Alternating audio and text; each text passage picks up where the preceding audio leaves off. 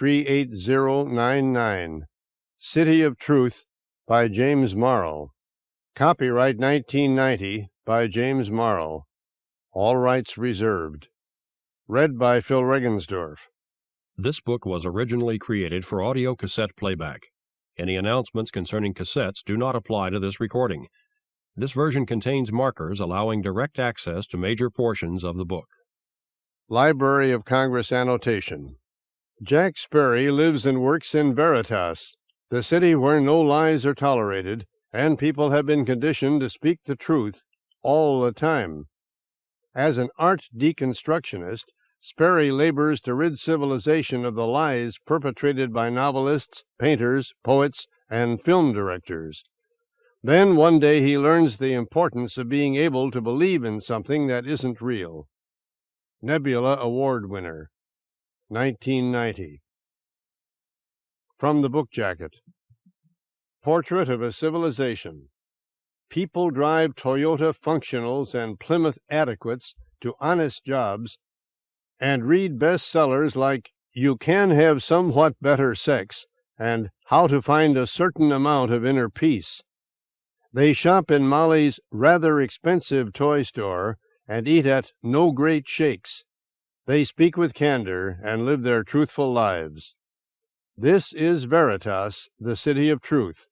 In it, no one can lie. Jack Sperry's life is rather routine, occasionally satisfying. He works as an art deconstructionist, ridding Veritas of lies until tragedy strikes.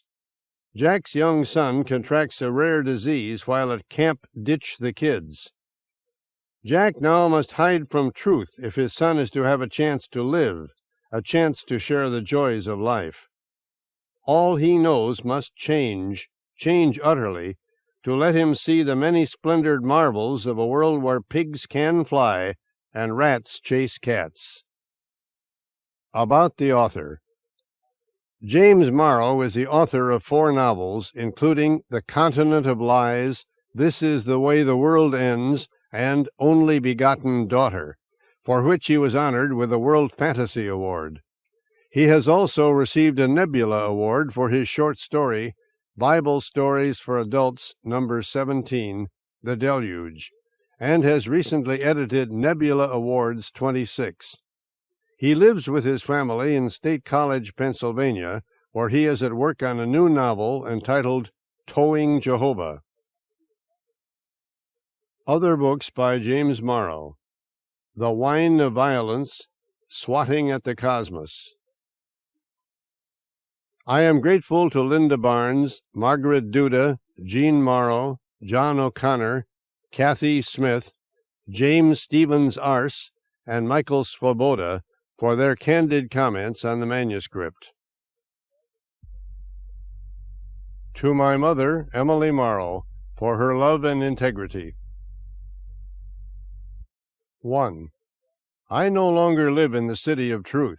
I have exiled myself from Veritas, from all cities, from the world. The room in which I'm writing is cramped as a county jail and moist as a lung, but I'm learning to call it home. My only light is a candle, a fat, butter-colored stalk from which nets of melted wax hang like cobwebs. I wonder what it would be like to live in that candle, in the translucent crannies that surround the flame. A fine abode, warm, safe, and snug. I imagine myself spending each day wandering waxen passageways and sitting in paraffin parlors, each night lying in bed listening to the steady drip, drip, drip of my home consuming itself. My name is Jack Sperry, and I am 38 years old. I was born in Truth's own city, Veritas, on the last day of its bicentennial year. Like many boys of my generation, I dreamed of becoming an art critic one day. The pure primal thrill of attacking a painting, the sheer visceral kick of savaging a movie or a poem. In my case, however, the dream turned into reality, for by my 22nd year I was employed as a deconstructionist down at the Wittgenstein Museum in Platoborough, giving illusion its due. Other dreams, wife, children, happy home, came harder. From the very first, Helen and I wrestled with the thorny Veritasian question of whether love was a truthful term for how we felt about each other. Such a misused notion, love, a kind of one-word lie. A problem we began ignoring once a more concrete crisis had taken its place. His sperm are lazy, she thought. Her eggs are duds, I decided. But at last we found the right doctor, the proper pill, and suddenly there was Toby, flourishing inside Helen's redeemed womb. Toby the embryo, Toby the baby, Toby the toddler, Toby the preschool carpenter, forever churning out crooked birdhouses, lopsided napkin holders, and asymmetrical bookends. Toby the boy naturalist, befriending every slithery, slimy, misbegotten creature ever to wriggle across the face of the earth. This was a child with a maggot farm, a roach ranch, a pet slug. "I think I love him," I told Helen one day. "Let's not get carried away," she replied. The morning I met Martina Coventry, Toby was off at Camp Ditch the Kids in the untamed outskirts of Cont-Borough. He sent us a picture postcard every day, a routine that, I realize in retrospect, was a kind of smuggling operation. Once Toby got home, the postcards would all be there, waiting to join his vast collection. To wit, "Dear Mom and Dad, today we learned how to survive in case we're ever lost in the woods. What kind of bark to eat and stuff. Counselor Rick says he never heard of anybody actually using these skills. Your son, Toby." And also, "Dear Mom and Dad, there's a big rat trap in the pantry here, and guess who always sneaks in at night and finds out what animal got caught and then sets it free? Me. Counselor Rick says we're boring. Your son, Toby." It was early, barely 7 a.m., but already booze before breakfast was jammed to its crumbling brick walls. I made my way through a conglomeration of cigarette smoke and beer fumes, through frank sweat and honest halitosis. A jukebox thumped out Probity, singing Copingly Ever After. The saloon-keeper, Jimmy Breeze, brought me the usual, a raspberry Danish and a Bloody Mary, setting them on the splintery cedar bar. I told him I had no cash, but would pay him tomorrow. This was Veritas. I would. I spotted only one free chair at a tiny circular table across from a young woman whose wide face and plump contours boasted, to this beholder's eye, the premier sensuality of a Rubens model.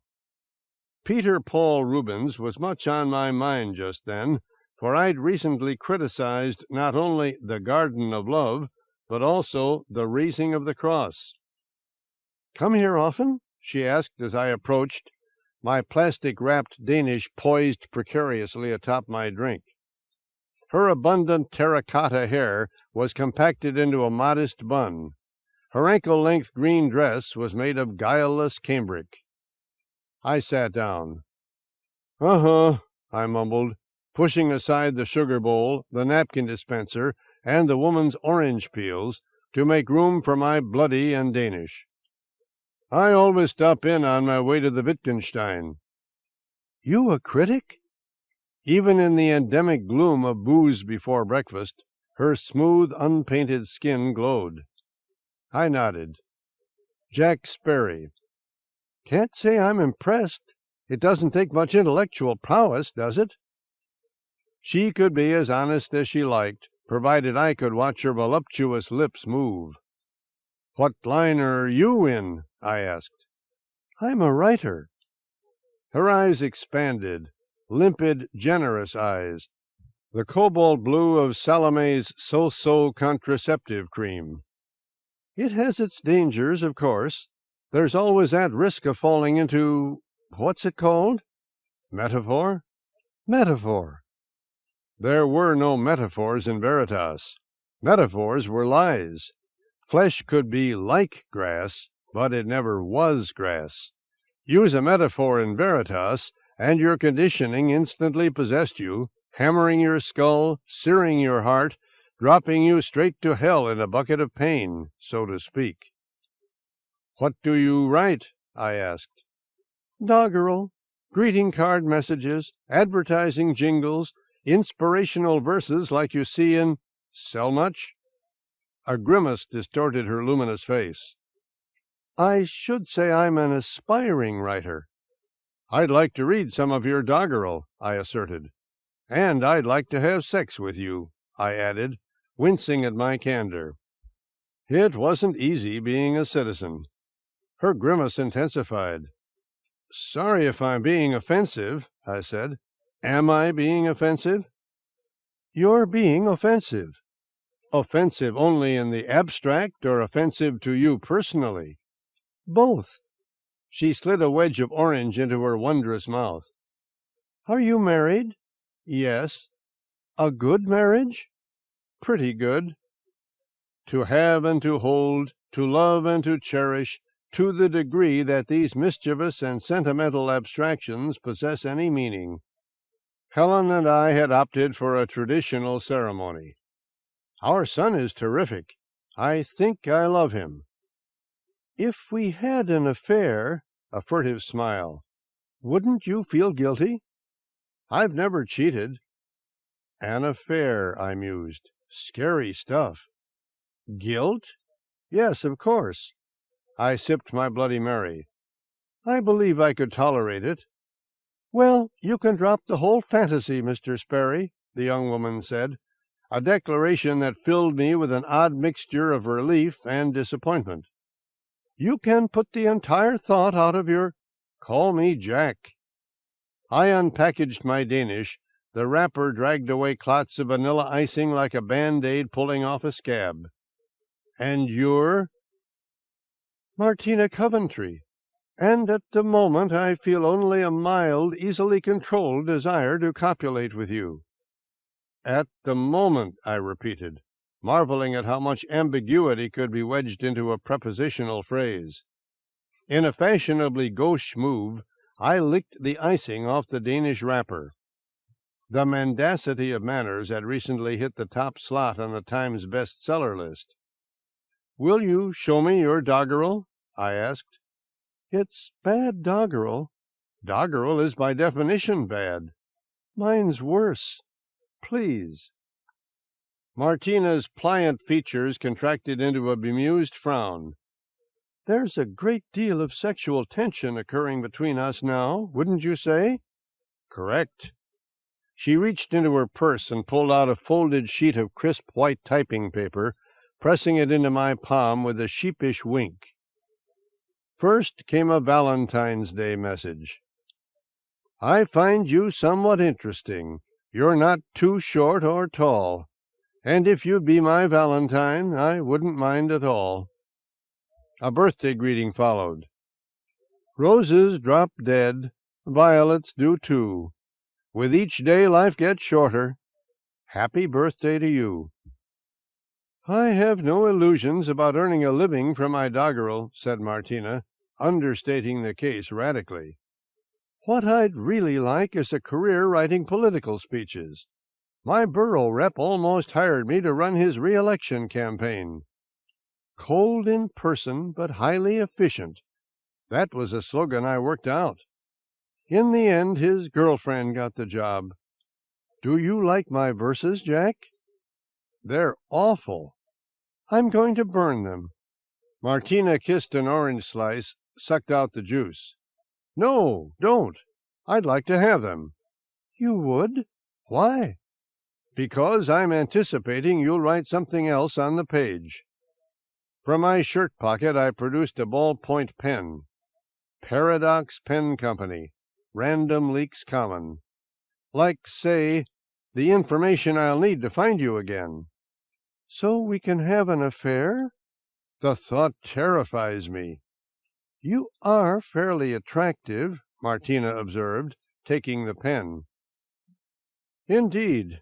It's the eyebrows that do it, great bushy extrusions suggesting a predatory mammal of unusual prowess. Wolf, bear, leopard, though they draw plenty of support from my straight nose and square jaw. Only when you get to my chin, a pointy, pimply knoll forever covered with stubble, does the illusion of perfection dissolve. I'm warning you, Jack. I have my own Smith & Wesson liberal stopper. She signed her name in bold curlicues across the bottom of the page, added her address and phone number. Try to force yourself on me, and I'll shoot to kill. I lifted the doggerel from the table, flicking a Danish crumb from the word Valentine. Funny, you've almost told a lie here. Roses don't drop dead, they wither. If I were you, Martina, I wouldn't take such chances with my sanity. If you were me, she replied, you would take such chances with your sanity, because otherwise you'd be someone else. True enough, I said, pocketing Martina Coventry's stultifying verses. Galileo Square was clogged with traffic, a dense metallic knot betokening a delay of at least 20 minutes. I flipped on my Plymouth Adequate's radio, tuned in WTRU, and began waiting it out. 18th Street, 19th Street, 20th. Fact that I accepted a $50,000 kickback during the Ablethorpe tariff scandal should not, I feel, detract from my record on education, the environment, and medical. 25th Street, 26th Street, 27th. For while we do indeed divert an enormous amount of protein that might help relieve world hunger, the psychological benefits of dogs and cats have been proved almost beyond the shadow of a 30th Street, 31st. Displeased with the unconscionable quantities of sugar we were putting in children's cereals, and so we're happy to announce a new policy of... At last, the Wittgenstein Museum, a one-story brick building sprawling across a large concrete courtyard, flanked by a brutality squad station on the north side and a cafe called the Dirty Dog on the south. The guard, a toothy, clean-cut young man with a Remington meta-penis strapped to his waist, waved me through the iron gates. I headed for the parking lot. Derek Popkeys of the Egyptian Relics Division had beaten me to my usual space, usurping it with his Ford Sufficient, so I had to drive all the way to the main incinerator and park by the coal bin. Channel your violent impulses in a salutary direction. Become a Marine. Purge your natural tendency toward... I silenced the radio, killed the engine. What had life been like during the age of lies? How had the human mind endured a world where politicians misled, advertisers overstated, clerics exaggerated, women wore makeup, and people professed love at the drop of a tropological hat? How had humanity survived the epoch we'd all read about in the history books, those nightmare centuries of casuistic customs and fraudulent rites? The idea confounded me. It rattled me to the core. The Easter Bunny, the Tooth Fairy, Santa Claus, Frosty the Snowman, Rudolph the Red-Nosed Reindeer. Staggering. "You're late," observed the chief curator, bald and portly Arnold Cook, as I strolled into the front office. "Heavy traffic?" "Yes." I slid my card into the time clock, felt the jolt of its mechanism imprinting my tardiness. Bumper to bumper. Every so often you'd experience an urge to stop short of total candor, but then suddenly it would come, a dull neurological throb that, if you didn't tell the whole truth, would quickly bloom into a psychosomatic explosion in your skull. I also wasted a lot of time getting a young woman's address. "Do you expect to copulate with her?" Mr. Cook asked, following me to the changing room. Early morning, yet already he was coated with characteristic sweat, droplets that, as I once told him in a particularly painful exercise of civic duty, put me in mind of my cat's litter box. Denim overalls drooped from the lockers. I selected a pair that looked about my size. Adultery is deceitful, I reminded the curator. So is fidelity, he replied, in its own way. In its own way, I agreed, donning my overalls.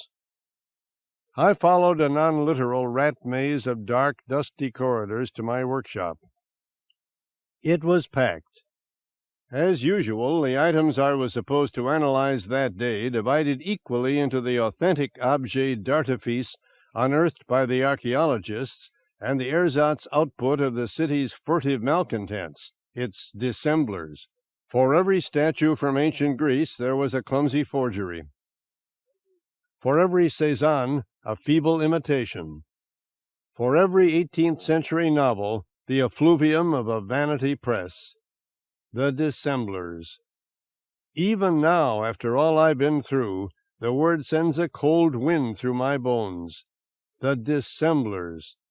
Veritas's own enemy within, defacing its walls with their oil paintings, befouling its air with their songs, and, most daringly, turning its pristine streets into forums for Sophocles, Shakespeare, Ibsen, and Shaw. Each production a ragged jerry-built affair, frantically staged before the brutality squad could arrive and chase the outlaw actors into their holes and hideouts.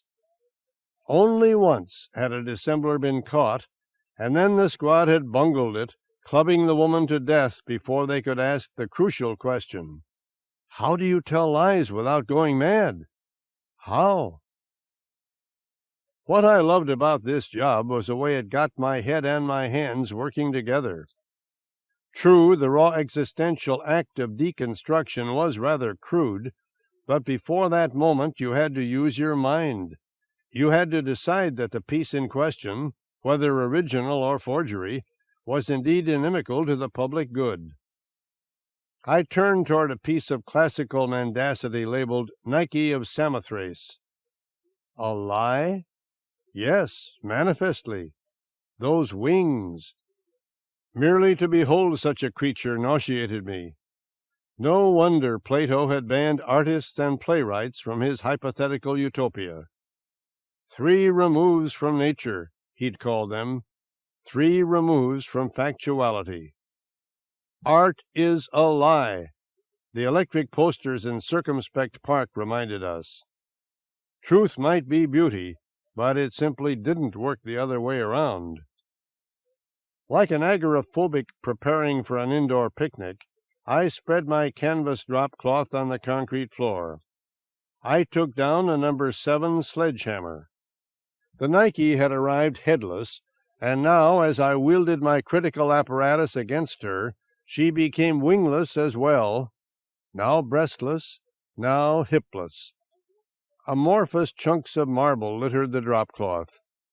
My overalls stank of sweat. My tongue felt like a dried fig wedged into my mouth. An exhausting enterprise, criticism. Grueling work, analysis. I deserved a break. A note lay on the desk in my coffee cubicle. Dear Mr. Sperry, last Friday, you might recall, you offered to write a letter on my behalf. I read as the water boiled. I hope Mr. Cook might receive it by the end of the week. Fairly sincere regards, Stanley Marcus. I took down my mug, dumped in a heaping teaspoonful of semi-instant crystals, Donaldson's drinkable coffee, my favorite brand, added hot water from my kettle, and began mentally composing a recommendation for Stanley. He'd been assisting in my sector for over a year now, servicing a dozen of us critics, sharpening our axes, fueling our blowtorches, faithfully sweeping up our workshops and cubicles, and now he was looking to get promoted. In all honesty, I believe Stanley would prove reasonably competent at running the main incinerator. Of course, he is something of a drudge and a toady, but those qualities may actually serve him well. One thing you'll notice about Stanley is that he farts a great deal.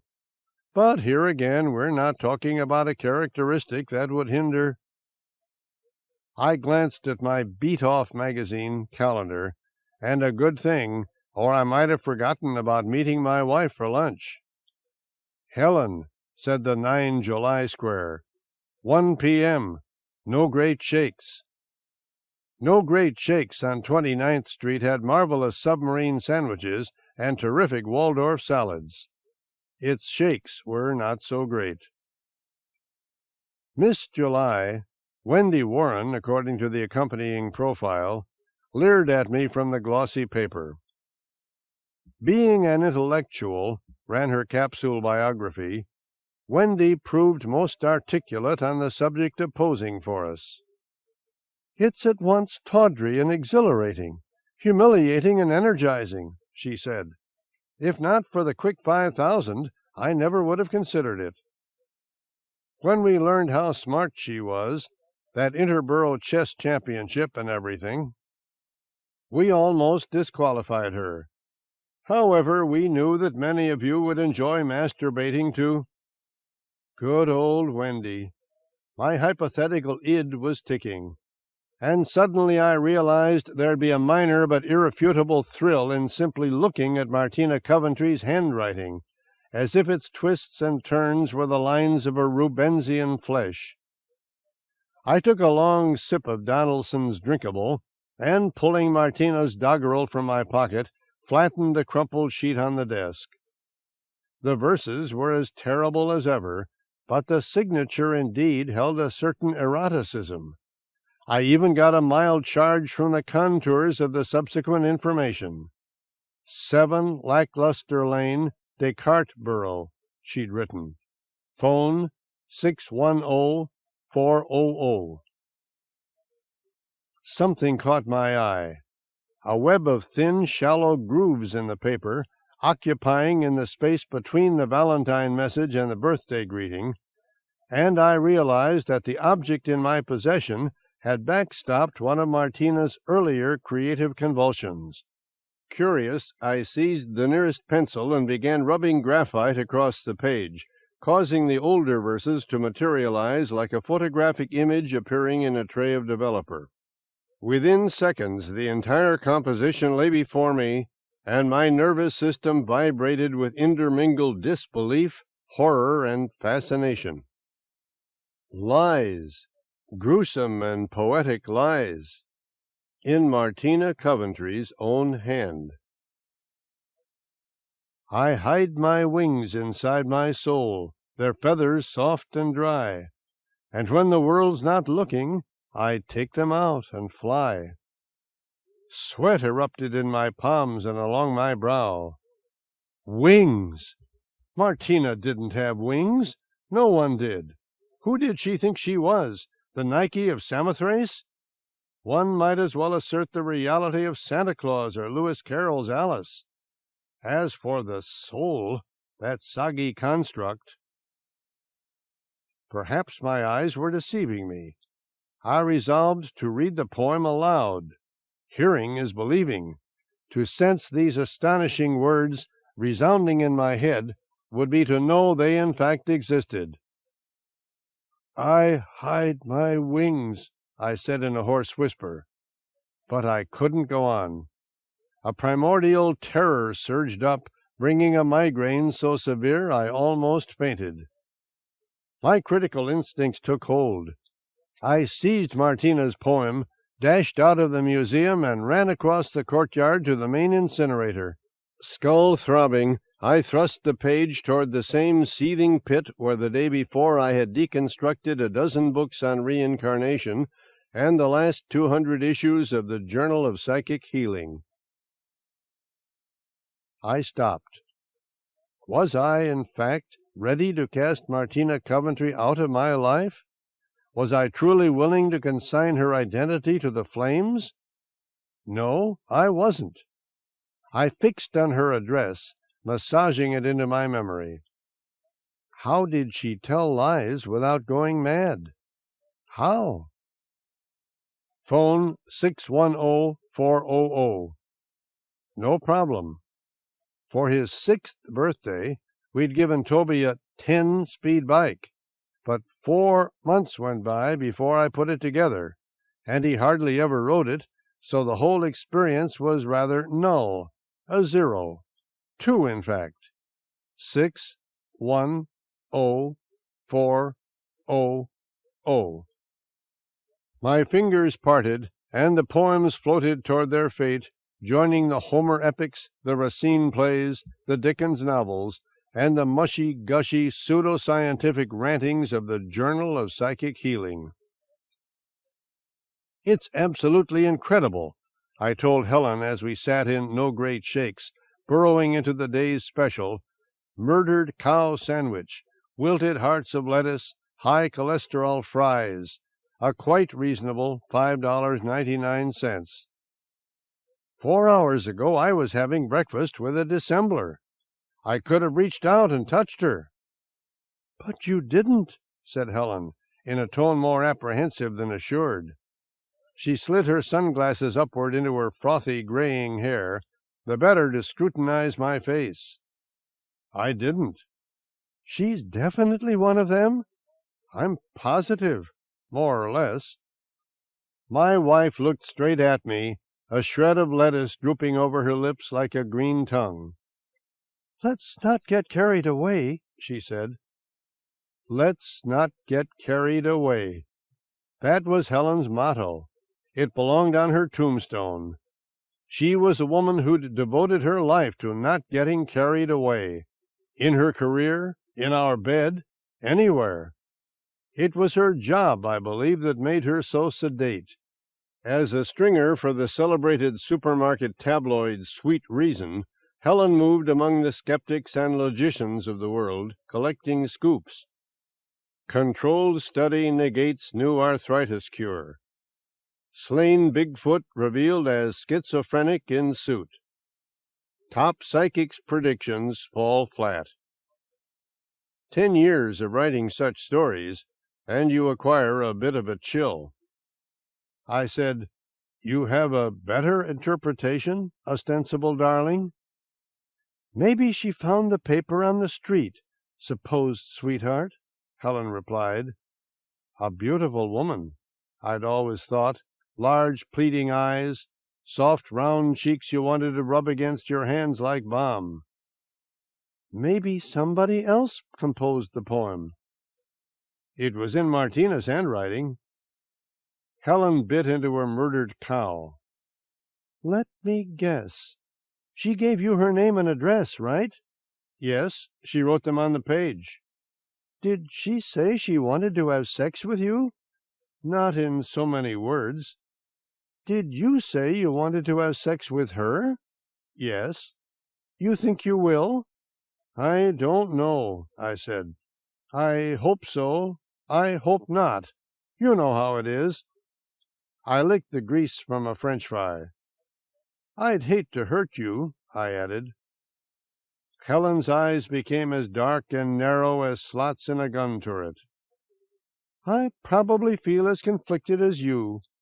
Part of me wants you to turn this Martina over to the brutality squad, the better to get her out of our lives forever. The other part, the woman who feels a certain undeniable affection for you, knows that would be a stupid thing to do, because if the lady senses the police are on her trail, well, she might also sense how they got there, right? These dissemblers, I've heard, are no non-literal pussycats. They've got assassins in their ranks." "Assassins," I concurred. "Assassins, terrorists, lunatics. You want me to burn the paper?" "Burn it, critic." I did. My wife smiled. In Veritas, one never asked, "Really? Are you kidding? Do you mean that?" She finished her cow and said, "You're a somewhat better man than I thought." We filled the rest of the hour with the usual marital battles. Such ironically allied words, marital, martial. Helen and I loved to fight. My erections were becoming increasingly less substantive, she asserted, truthfully. The noises she made when chewing her food were disgusting, I reported, honestly. She told me she had no intention of procuring the obligatory gift for my niece's brain burn party on Saturday. Connie wasn't her niece. I didn't want her to get the gift, I retorted, because she'd buy something cheap, obvious, and otherwise emblematic of the contempt in which she held my sister. And so we continued, straight through coffee and dessert, nibbling at each other like mice, picking each other off like snipers. Such fun, such pathological fun. Helen reached into her handbag and pulled out a crisp sheet of computer paper speckled with dot matrix characters. "This came this morning," she explained. "A rabbit bit Toby," she announced evenly. "A what? Rabbit? What are you talking about?" "He's probably forgotten the whole thing by now." "It bit him?" Ralph Kitto, Executive Director, Camp Ditch the Kids, Box 145, Contborough. Mr. and Mrs. Sperry, as you may know, your son makes it his annoying mission to release all the animals caught in our rat trap. Yesterday, in performing one such act of ambiguous compassion, he was attacked by a rare species called Hobbs hare. We dressed his wound immediately, and checking his medical records, confirmed that his tetanus immunizations are up to date. As a safety precaution, we retained the rabbit and placed it under quarantine. I am moderately sorry to report that today the animal died. We forthwith froze the corpse, then shipped it to the Kraft Epidemiological Institute. The Kraft doctors will contact you if there's anything to worry about, though I suspect you've started worrying already. Yours up to a point, Ralph Kitto. Why didn't you show me this right away? Helen shrugged. It's not a big deal. Smooth, nervy Helen. There were times when I wondered whether she liked Toby. Aren't you bothered that the rabbit died? Maybe it was old. My teeth came together in a tight, dense grid. The thought of Toby's pain troubled me. Not his physical pain. It might have even done him some good, toughening him up for his brain burn. What distressed me was the sense of betrayal he must have felt. My son had always negotiated with the world in good faith, and now the world had bitten him. There's something I should tell you, I admitted to my wife. Before burning Martina's doggerel, I memorized her address and phone number. Helen appeared to be experiencing a bad odor. How readily you exhibit the same disgusting qualities one associates with anuses. Honestly, Jack, sometimes I wonder why we got married. Sometimes I wonder the same thing. I wish that rabbit hadn't died. Forget the rabbit. We're talking about why I married you.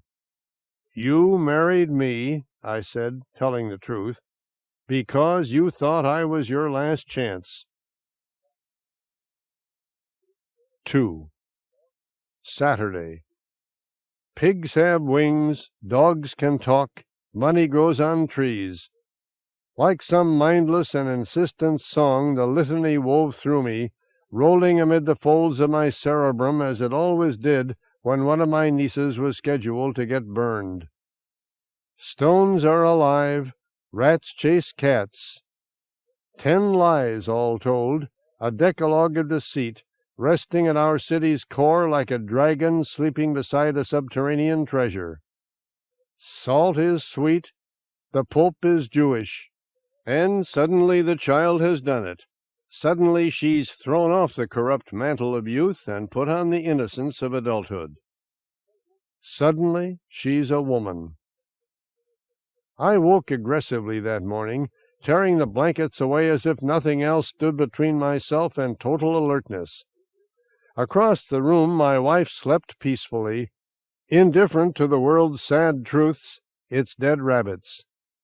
Ours was a two-bed marriage. The symbolism was not lost on me.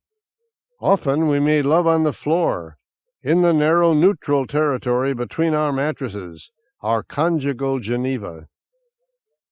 Yawning, I charged into the shower stall, where warm water poured forth the instant the sensors detected me. The TV receiver winked on. the Enduring Another Day program. Grimacing under the studio lights, our Assistant Secretary of Imperialism discussed the city's growing involvement in the Hegelian Civil War. So far, over 4,000 Veritasian combat troops have died, the interviewer noted as I lathered up with bourgeois soap. A senseless loss, the secretary replied cheerfully. Our policy is impossible to justify on rational grounds, which is why we've started invoking national security and other shibboleths. I left the shower and padded bare-assed into the bedroom. Clothes per se were deceitful, of course, but nudity carried its own measure of compromise, a continual tacit message of provocation and come hither. I dressed, nothing disingenuous, underwear, a collarless shirt, a gray Age of Lies suit with the lapels cut off. Our apartment was similarly sparse, peeled to a core of rectitude. Many of our friends had curtains, wall hangings, and rugs, but not Helen and I. We were patriotic. The odor of stale urine hit me as I approached the elevator. How unfortunate that some people translated the ban on sexually segregated restrooms, "Privacy is a lie," the huge flashing billboard on Voltaire Avenue reminded us, into a general fear of toilets. Hadn't they heard of public health? Public health was guileless.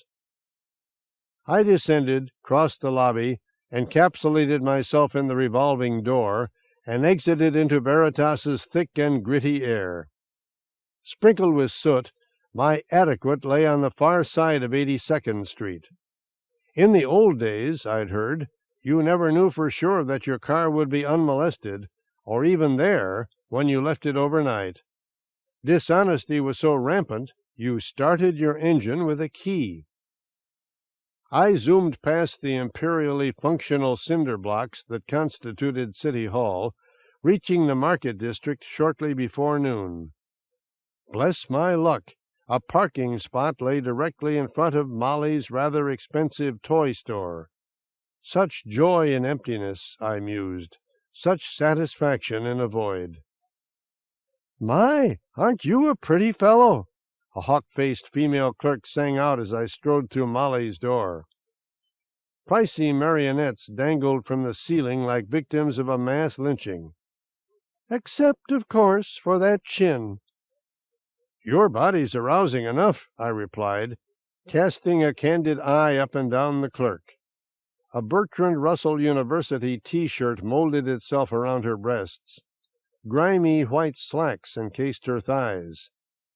"But that nose," I added forlornly. "A demanding business, citizenship." She tapped my wedding ring and glowered. "What brings you here? Something for your mistress's kid sister?" "My niece is getting burned today." "And you're waiting till the last minute to buy her a present?" "True." "Roller skates are popular. We sold 15 pairs last month. 3 were returned as defective." "Lead the way." I followed her past racks of baseball gloves and stuffed animals and up to a bin filled with roller skates, the new six-wheeler style with miniature jets in the heels. "The laces break in 10% of cases," the clerk confessed. "Last April an engine exploded. Maybe you saw the story on TV. And the poor girl, you know what happened? She got pitched into a culvert and cracked her skull and died." "I believe Connie likes yellow," I said, taking down a pair of skates the color of Mom's middling margarine. "One size fits all?" "More or less." "Your price as good as anybody else's?" "You can get the same thing for $2 less at Marcon's." "Haven't the time. Can you gift wrap them?" "Not skillfully." "Sold." I'd promised Gloria I wouldn't just go to Connie's post-treatment party. I would attend the burn as well, doing what I could to keep the kids' morale up. Normally both parents were present, but that deplorable person, Peter Raymond, couldn't be bothered. "I've seen better parenting at the zoo," Helen liked to say of my ex-brother-in-law. "I know warthogs who were better fathers." You could find a burn hospital in practically every neighborhood, but Gloria had insisted on the best. Veterans Shock Institute in Spinozaboro, a smoke-stained pile of bricks overlooking the Giordano Bruno Bridge. Entering, I noticed a crowd of 10-year-olds jamming the central holding area. It seemed more like the platform of a train station than the waiting room of a hospital. The girls hanging together in nervous, chattering clusters, trying to comfort each other. The boys engaged in mock gunfights around the potted palms, distracting themselves with pseudo-violence, pretending not to be terrified of what the day would bring. Tucking the indifferently wrapped skates under my arm, I ascended to the second floor. Warning: this elevator maintained by people who hate their jobs. Ride at your own risk. My niece was already in her glass cell, dressed in a green smock and bound to the chair via leather thongs, one electrode strapped to her left arm, another to her right leg. Black wires trailed from the copper terminals like threads spun by some vile and poisonous spider Toby would have adopted. She welcomed me with a brave smile, and I pointed to her gift, hoping to raise her spirits, however briefly. Clipboard in hand, a short cherubic doctor with Merrick affixed to his tunic entered the cell and snugged a copper helmet over my niece's cranium. I gave her a thumbs-up signal. "Soon it will be over, kid. Snow is hot, grass is purple, all of it." "Thanks for coming," said Gloria, taking my arm and guiding me into the observation booth. "How's the family?" "A rabbit attacked Toby." "A rabbit?" "And then it died." "I'm glad somebody besides me has problems," she admitted. My sister was a rather attractive woman. Glossy black hair, pristine skin, a better chin than mine, but today she looked terrible. The anticipation, the fear. I was actually present when her marriage collapsed. The three of us were sitting in booze before breakfast, and suddenly she said to Peter, "I sometimes worry that you copulate with Ellen Lambert. Do you?" And Peter said, yes, he did. And Gloria said, "You fucker." And Peter said, "Right." And Gloria asked how many others. And Peter said lots. And Gloria asked why. Did he do it to strengthen the marriage? And Peter said, no, he just liked to ejaculate inside other women. After patting Connie on her rust-colored bangs, Merrick joined us in the booth. "Morning, folks," he said, his cheer a precarious mix of the genuine and the forced. "How are we doing here?" "Do you care?" my sister asked. "Hard to say." The doctor fanned me with his clipboard. "Your husband?" "Brother," Gloria explained. "Jack Sperry," I said. "Glad you could make it, Sperry," said the doctor. "When there's only one family member out here, the kid'll sometimes go catatonic on us." Merrick shoved the clipboard toward Gloria. Studied the clipboard. "Cardiac?" "Cardiac arrest, cerebral hemorrhage, respiratory failure, kidney damage," Merrick recited. Gloria scrawled her signature. "When was the last time anything like that happened?" "They killed a little boy over at Veritas Memorial on Tuesday," said Merrick, edging toward the control panel. "A freak thing, but now and then we really screw up. Everybody ready?" "Not really," said my sister. Merrick pushed a button, and "Pigs Have Wings" materialized before my niece on a lucite tachistoscope screen. Seeing the falsehood, the doctor, Gloria, and I shuddered in unison. "Can you hear me, lassie?" Merrick inquired into the microphone. Connie opened her mouth, and a feeble "yes" dribbled out of the loudspeaker. "You see those words?" Merrick asked. The lurid red characters hovered in the air like weary butterflies. Yes. When I give the order, read them aloud. Is it going to hurt? My niece quavered. It's going to hurt a lot. Will you read the words when I say so? I'm scared. Do I have to? You have to. Merrick rested a pudgy finger on the switch. Now. The pigs have wings. And so it began, this bris of the human conscience, this electroconvulsive rite of passage. Merrick nudged the switch. The bolts ripped through Connie. She let out a sharp scream and turned the color of stucco. But they don't, she gasped. Pigs don't. My own burn flooded back. The outrage, the agony. You're right, lass. They don't. Merrick gave the voltage regulator a subtle twist, and Gloria flinched. You did reasonably well, girl, the doctor continued, handing the mic to my sister. Oh, yes, Connie, she said. Keep up the awfully good work. It's not fair. Sweat speckled Connie's forehead. I want to go home. As Gloria surrendered the mic, the tachistoscope projected, Snow is hot. My brain reeled with the lie. Now, lass, read it. Snow is hot. Lightning struck. Connie howled. Blood rolled over her lower lip. During my own burn, I'd practically bitten my tongue off. I don't want this any more, she wailed. It's not a choice, lass. Snow is cold. Tears threaded Connie's freckles together. Please stop hurting me. Cold. Right. Smart girl. Merrick cranked up the voltage. Ready, Connie? Here it comes. Horses have 6 legs. Why do I have to do this? Why? Everybody does it. All your friends. Horses they have 4 legs, Dr. Merrick. Read the words, Connie. I hate you. I hate all of you. Connie. She raced through it. Zap, 200 volts. The girl coughed and retched. A coil of thick white mucus shot from her mouth. Too much, gasped Gloria. Isn't that too much?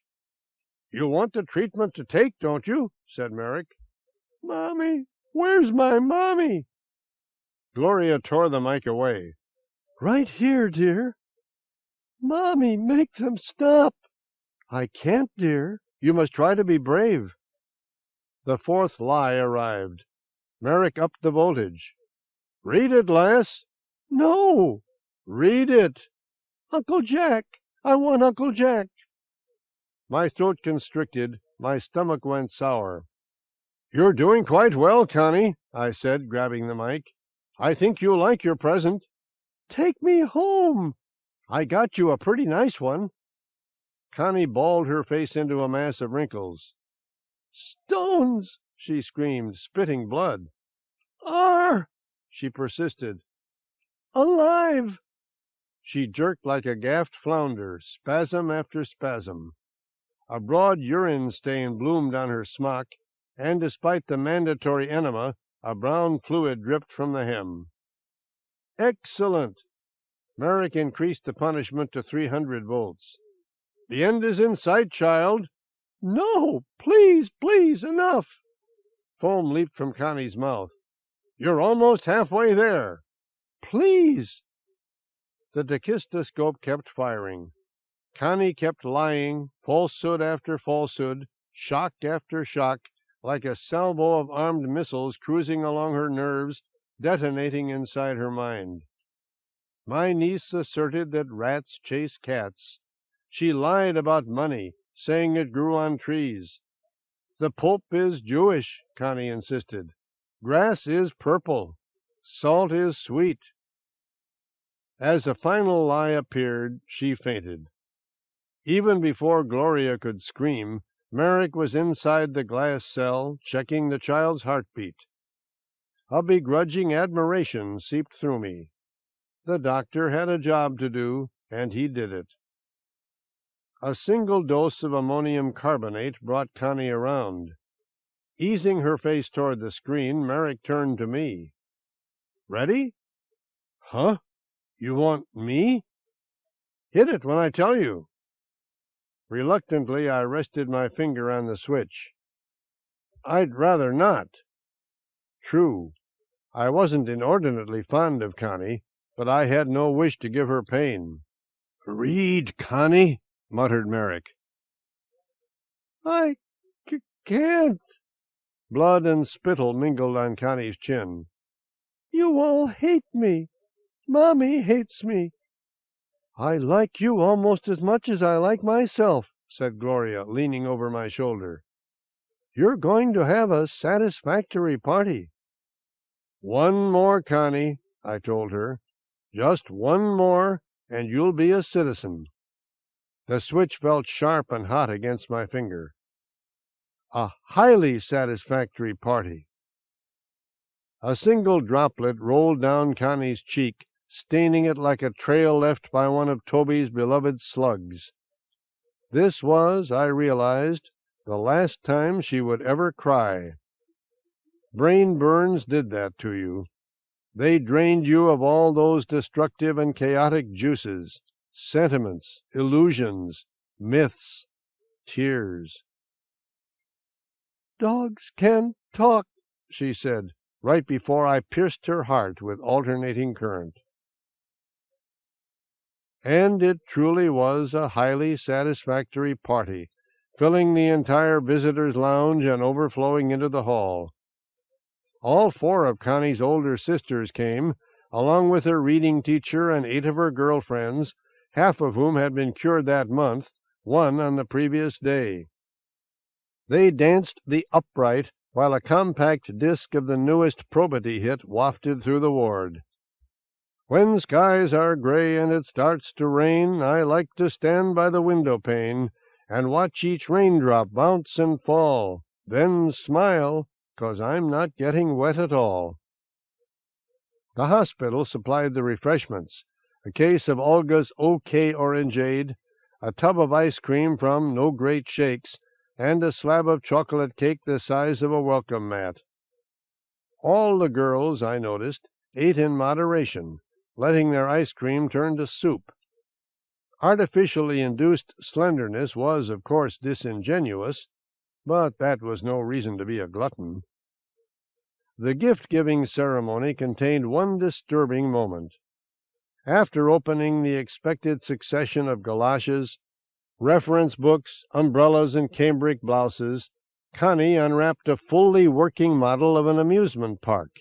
Happyland, it was called, complete with roller coaster, Ferris wheel, and merry-go-round.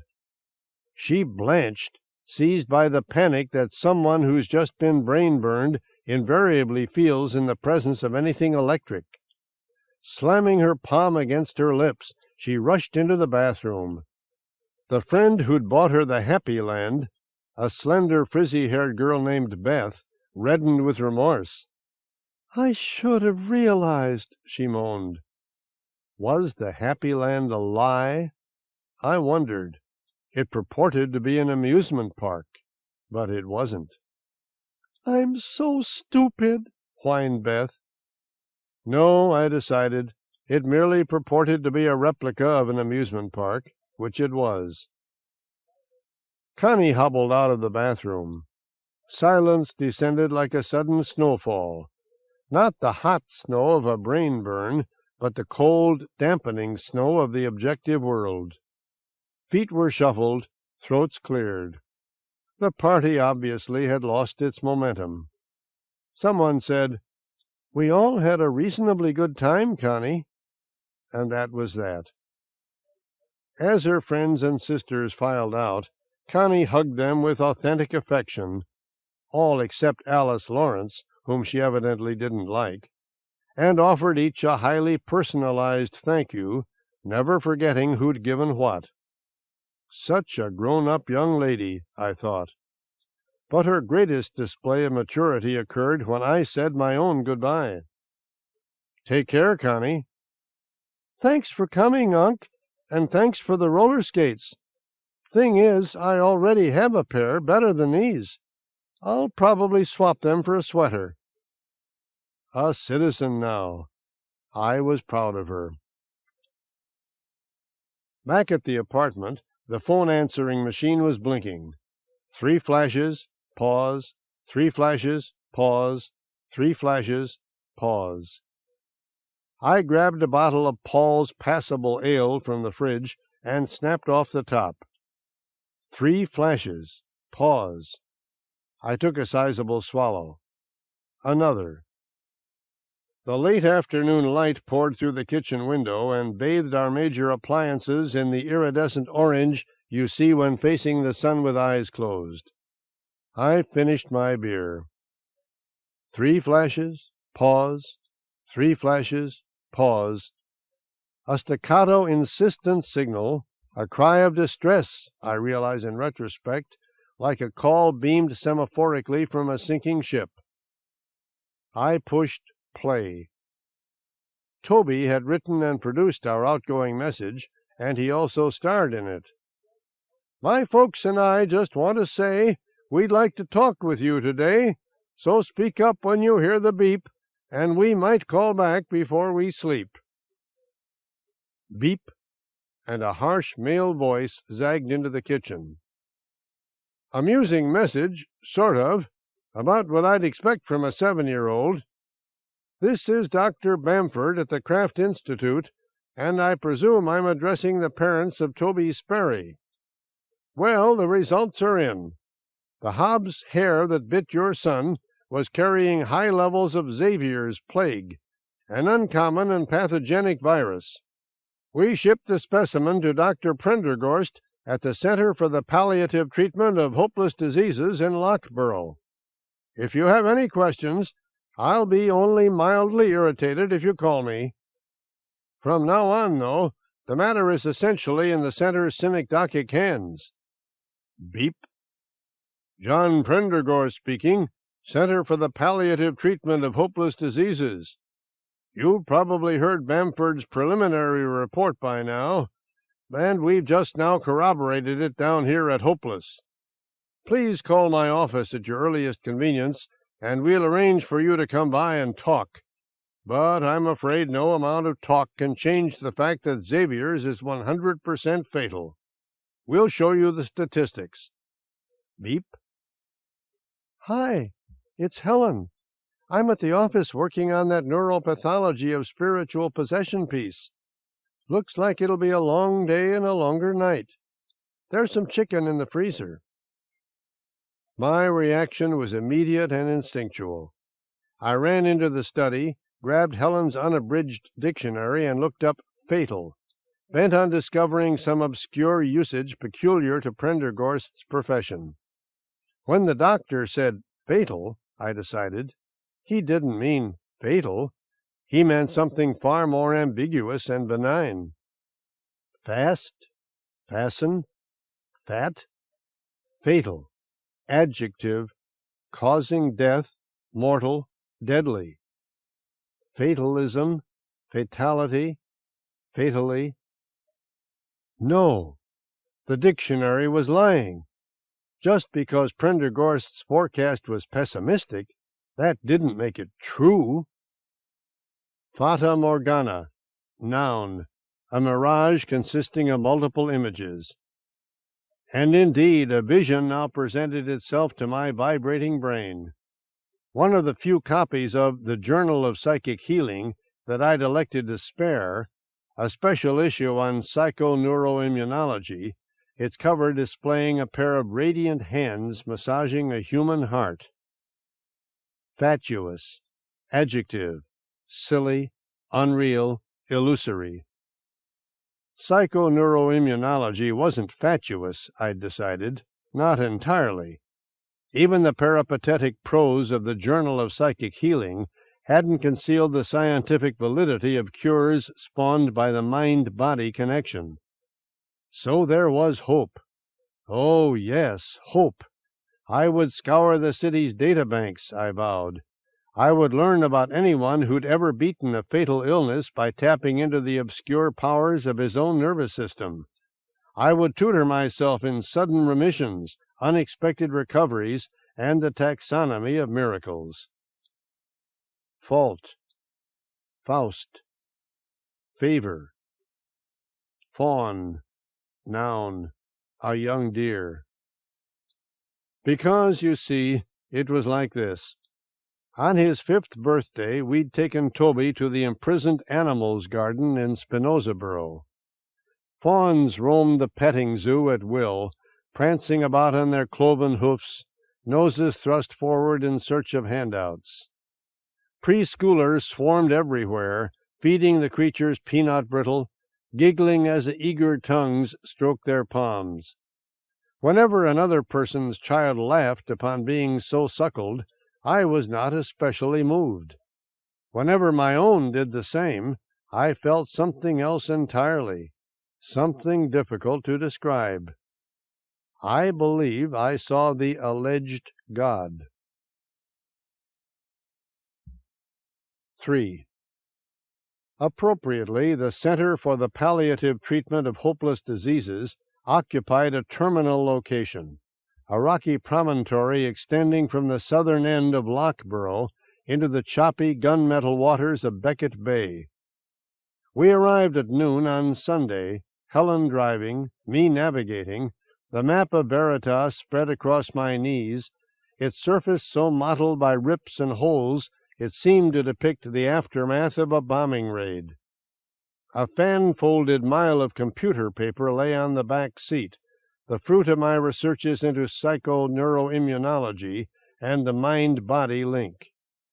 I knew all about miracles now. I was an expert on the impossible. We parked in the visitor's lot.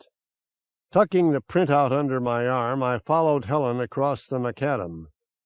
The structure looming over us was monumental and menacing, tier upon tier of diminishing concrete floors frosted with grimy stucco, as if Prendergast's domain were a wedding cake initiating a marriage destined to end in wife abuse and murder.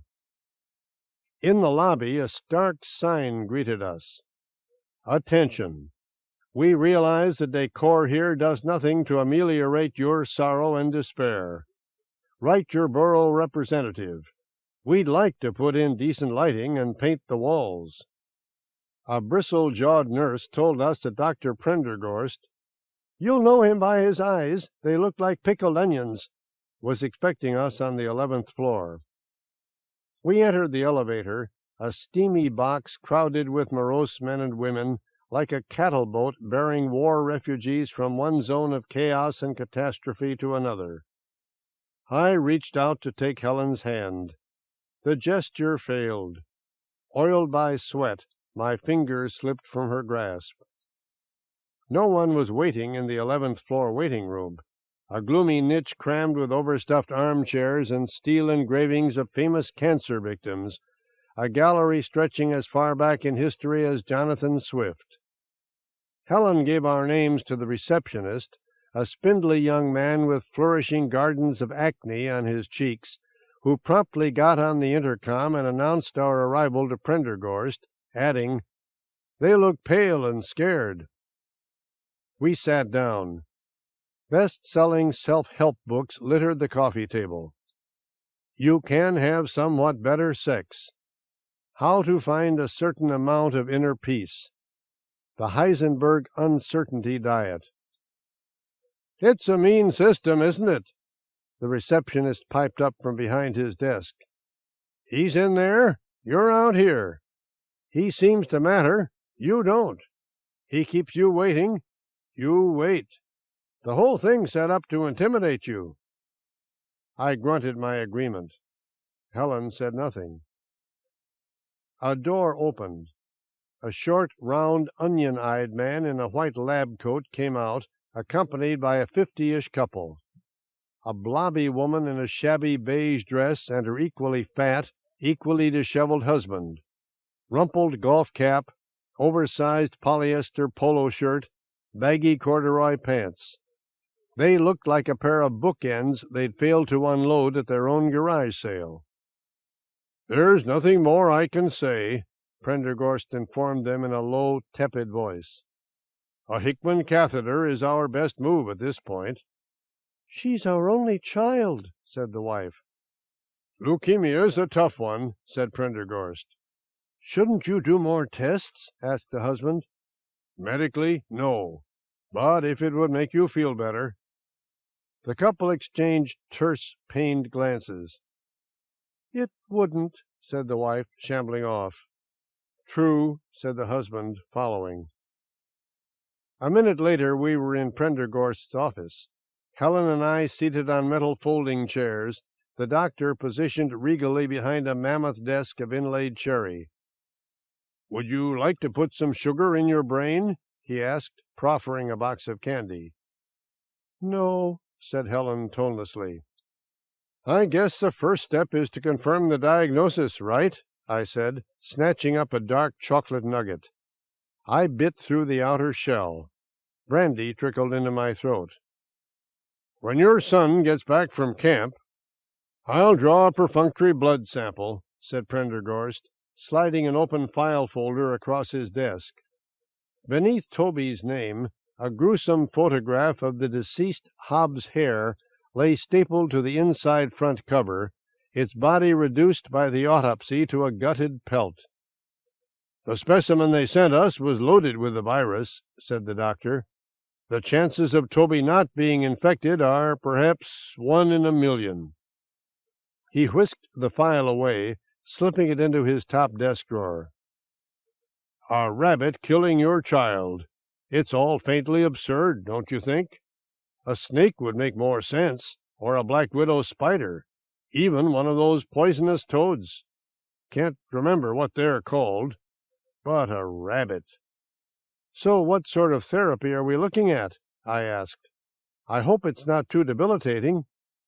We aren't looking at any therapy, Mr. Sperry. At best, we'll relieve your son's pain until he dies. Toby's only 7, I said, as if I were a lawyer asking a governor to reprieve an underage client. He's only 7 years old. I think I'll sue that damn camp, Helen grunted. You'd lose, said Prendergast, handing her a stark pamphlet, white letters on black paper. Xavier's Plague and Xavier's Related Syndrome. The news is all bad. I wish I could remember what those toads are called. Had my brain burn not purged me of sentimentality and schmaltz, had it not, as it were, atrophied my tear ducts, I think I would have wept right then. Instead, I did something almost as unorthodox. Dr. Prendergast, I began, my hands trembling in my lap like 2 chilly tarantulas. I realize that, from your perspective, our son's chances are nil. Quite so. I deposited the computer printout on Prendergast's desk. Look here. Over 20 articles from the Holistic Health Bulletin, plus the entire proceedings of the 8th Annual Conference on Psychoneuroimmunology and the collected minutes of the 5th International Mind-Body Symposium. Story after story of people thinking their way past heart disease, zapping cancer cells with metal bullets, you name it. Surely you have heard of such cases? Indeed, said Prendergast icily. Jack, please, groaned Helen, wincing with embarrassment. My wife, the sweet reason reporter. Miracles happen, I persisted. Not commonly, not reliably, but they happen. Miracles happened, said Prendergast, casting a cold eye on the printout. These incidents all come from the nightmare era. They're all from the age of lies. We're adults now. It's basically a matter of giving the patient a positive outlook, I explained. Please, hissed Helen. People can cure themselves, I asserted. I believe it's time we return to the real world, Mr. Sperry. Prendergast shoved the printout away as if it were contaminated with Xavier's. Your wife obviously agrees with me. Maybe we should bring Toby home next week, Helen suggested, fanning herself with a pamphlet. The sooner he knows, she sighed, the better. Prendergast slid a pack of cancer roulettes from the breast pocket of his lab coat. When's your son scheduled to leave? On the 27th, said Helen. The symptoms won't start before then. I'd keep him where he is. Why spoil his summer? But he'll be living a lie. He'll go around thinking he's not dying. We all go around thinking we're not dying, said the doctor with a quick little smile. He removed a cigarette, set the pack on the edge of the desk. Warning. The Surgeon General's crusade against this product may distract you from the myriad ways your government fails to protect your health. God, what a depraved species we are! I'm telling you Toby is mortally ill, and all the while I'm thinking, hey, my life is really pretty good, isn't it? No son of mine is dying. Fact is, I take a certain pleasure in these people suffering. And when the symptoms do start? Helen folded the pamphlet into queer, tortured origami shapes. What then? Nothing dramatic at first. Headaches, joint pains, some hair loss. His skin may acquire a bluish tint. Helen said, And then? His lymph nodes will become painful and swollen. His lungs will probably fill with pneumocystis carinii. His temperature— Don't go on, I said. The doctor ignited his cigarette. Each case is different. Some Xaviers linger for a year, some go in less than a month. In the meantime, we'll do everything we can, which isn't much. Demerol, IV nourishment, antibiotics for the secondary infections. We've heard enough, I said. The worst of it is probably the chills. Prendergast took a drag on his cigarette. Xaviers, they just can't seem to get warm. We wrap them in electric blankets, and it doesn't make any— Please stop, I pleaded. I'm merely telling the truth, said the doctor, exhaling a jagged smoke ring. All the way home, Helen and I said nothing to each other. Nothing about Toby, nothing about Xaviers, nothing about miracles, nothing. Weirdly, cruelly, my thoughts centered on rabbits. How I would no longer be able to abide their presence in my life. How I would tremble with rage whenever my career required me to criticize a copy of Peter Rabbit or an Easter card bearing some grinning bunny. I might even start seeking the animals out, leaving a trail of mysterious mutilated corpses in my wake, whiskers plucked, ears torn off, tails severed from their rumps and stuffed down their throats. Total silence. Not one word. We entered the elevator, pushed 30. The car made a sudden rapid ascent, like a pearl diver clambering toward the air. 2nd floor, 7th, 12th. How are you feeling? I said at last. Not good, Helen replied. Not good? Is that all? Not good? I feel horrible. In my case, horrible would not be a truthful word. I feel all knotted and twisted, like I'm a glove and somebody's pulled me inside out. A bell rang. The numeral 30 flashed above our heads. And my vital parts, my heart and lungs, they're naked and— You've been reading too many of the poems you deconstruct. I hate your coldness, Helen. You hate my candor. I left the car, started down the hall. Imagined exchanges haunted me. Spectral words, ghostly vocables, scenes from an intolerable future. Dad, what are these lumps under my arms? Swollen lymph nodes, Toby. Am I sick, Dad? Sicker than you can imagine. You have Xavier's plague. Will I get better? No. Will I get warm? No. Will I die? Yes. What happens when you die, Dad? Do you wake up somewhere else? There's no objective evidence for an afterlife, and anecdotal reports of heaven cannot be distinguished from wishful thinking, self-delusion, and the effects of oxygen loss on the brain. The apartment had turned against me. Echoes of Toby were everywhere, infecting the living room like the virus now replicating in his cells. A child-sized boot, a dozen stray checkers, the miniature crusader's castle he'd built out of balsa wood the day before he went to camp. "How do you like it, Dad?" he'd asked as he set the last turret in place. "It's somewhat ugly," I'd replied, flinching at the truth. "It's pretty lopsided," I'd added, sadly noting the tears welling up in my son's eyes. On the far wall, a picture window beckoned. I crossed our rugless floor, pressed my palms against the glass. A mile away, a neon sign blazed atop the cathedral in Galileo Square. "Assuming God exists, Jesus may have been his son." Helen went to the bar and made herself a dry martini, flavoring it with 4 olives skewered on a toothpick like kebabs. "I wish our son weren't dying," she said. "I truly wish it." An odd, impossible sentence formed on my tongue. "Whatever happens, Toby won't learn the truth." "Huh?" "You heard Prendergast. In the nightmare era, terminal patients sometimes tapped their body's natural powers of regeneration. It's all a matter of attitude. If Toby believes there's hope, he might have a remission." "But there isn't any hope." "Maybe." "There isn't."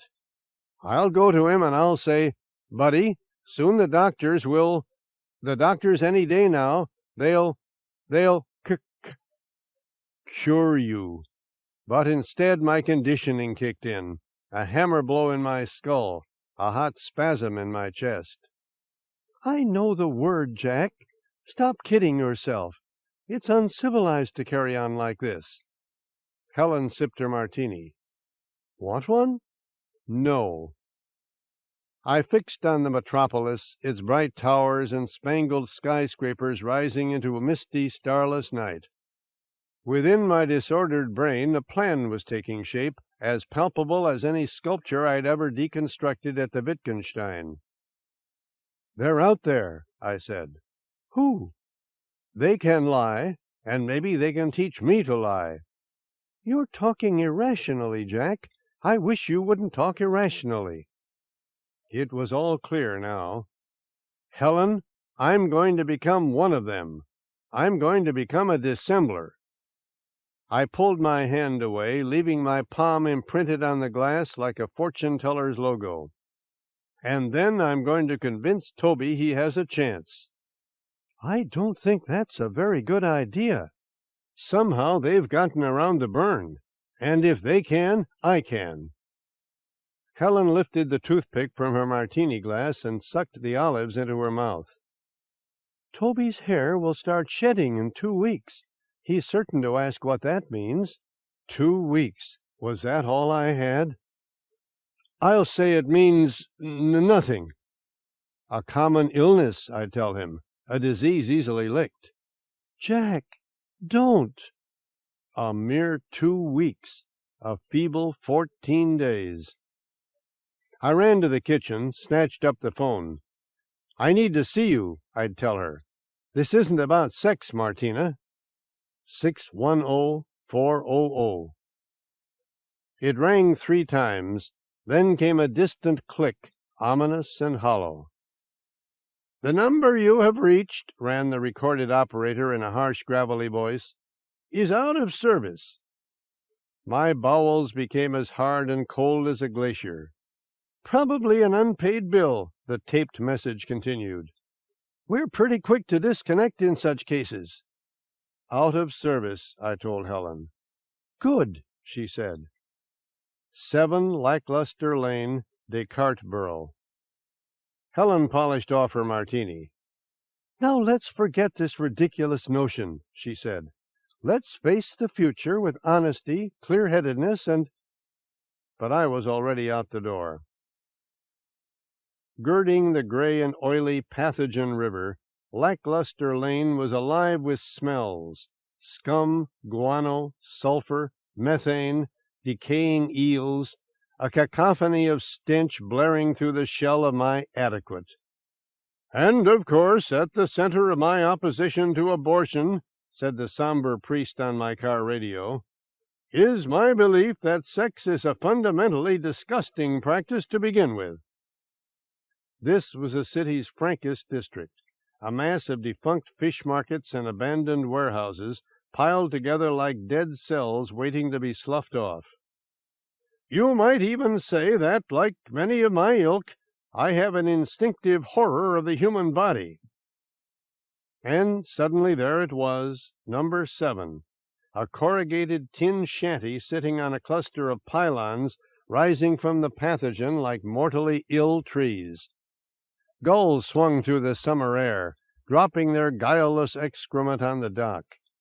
Water lapped against the moored hull of a houseboat, the average Josephine. A harsh sucking sound, as if a pride of invisible lions were drinking there. I pulled over. A series of narrow jackknifing gangplanks rose from the nearest pier like a sliding board out of the cabinet of Dr. Caligari, one of my most memorable forays into film criticism, eventually reaching the landing outside Martina's door. I climbed. I knocked. Nothing. I knocked again, harder. The door drifted open. I called, "Martina?" The place had been stripped, emptied out like the Hobbs hare whose photo I'd seen that morning in Prendergast's office. The front parlor contained a crumpled beer can, a mousetrap baited with calcified cheddar, some cigarette butts, and nothing else. I went to the kitchen. The sink held a malodorous broth of water, soap, grease, and cornflakes. The shelves were empty. "Martina? Martina?" In the back room, a naked set of rusting bed springs sat on a pinewood frame so crooked it might have come from Toby's workshop. I returned to the hot, sour daylight, paused on Martina's landing. A wave of nausea rolled through me, straight to my putative soul. Out on the river, a brutality squad cutter bore down on an outboard motorboat carrying 2 men in green ponchos. Evidently they were attempting to escape. Every paradise will have its dissidents, every utopia its defectors. An ambition abruptly thwarted as a round of machine-gun fire burst from the cutter, killing both fugitives instantly.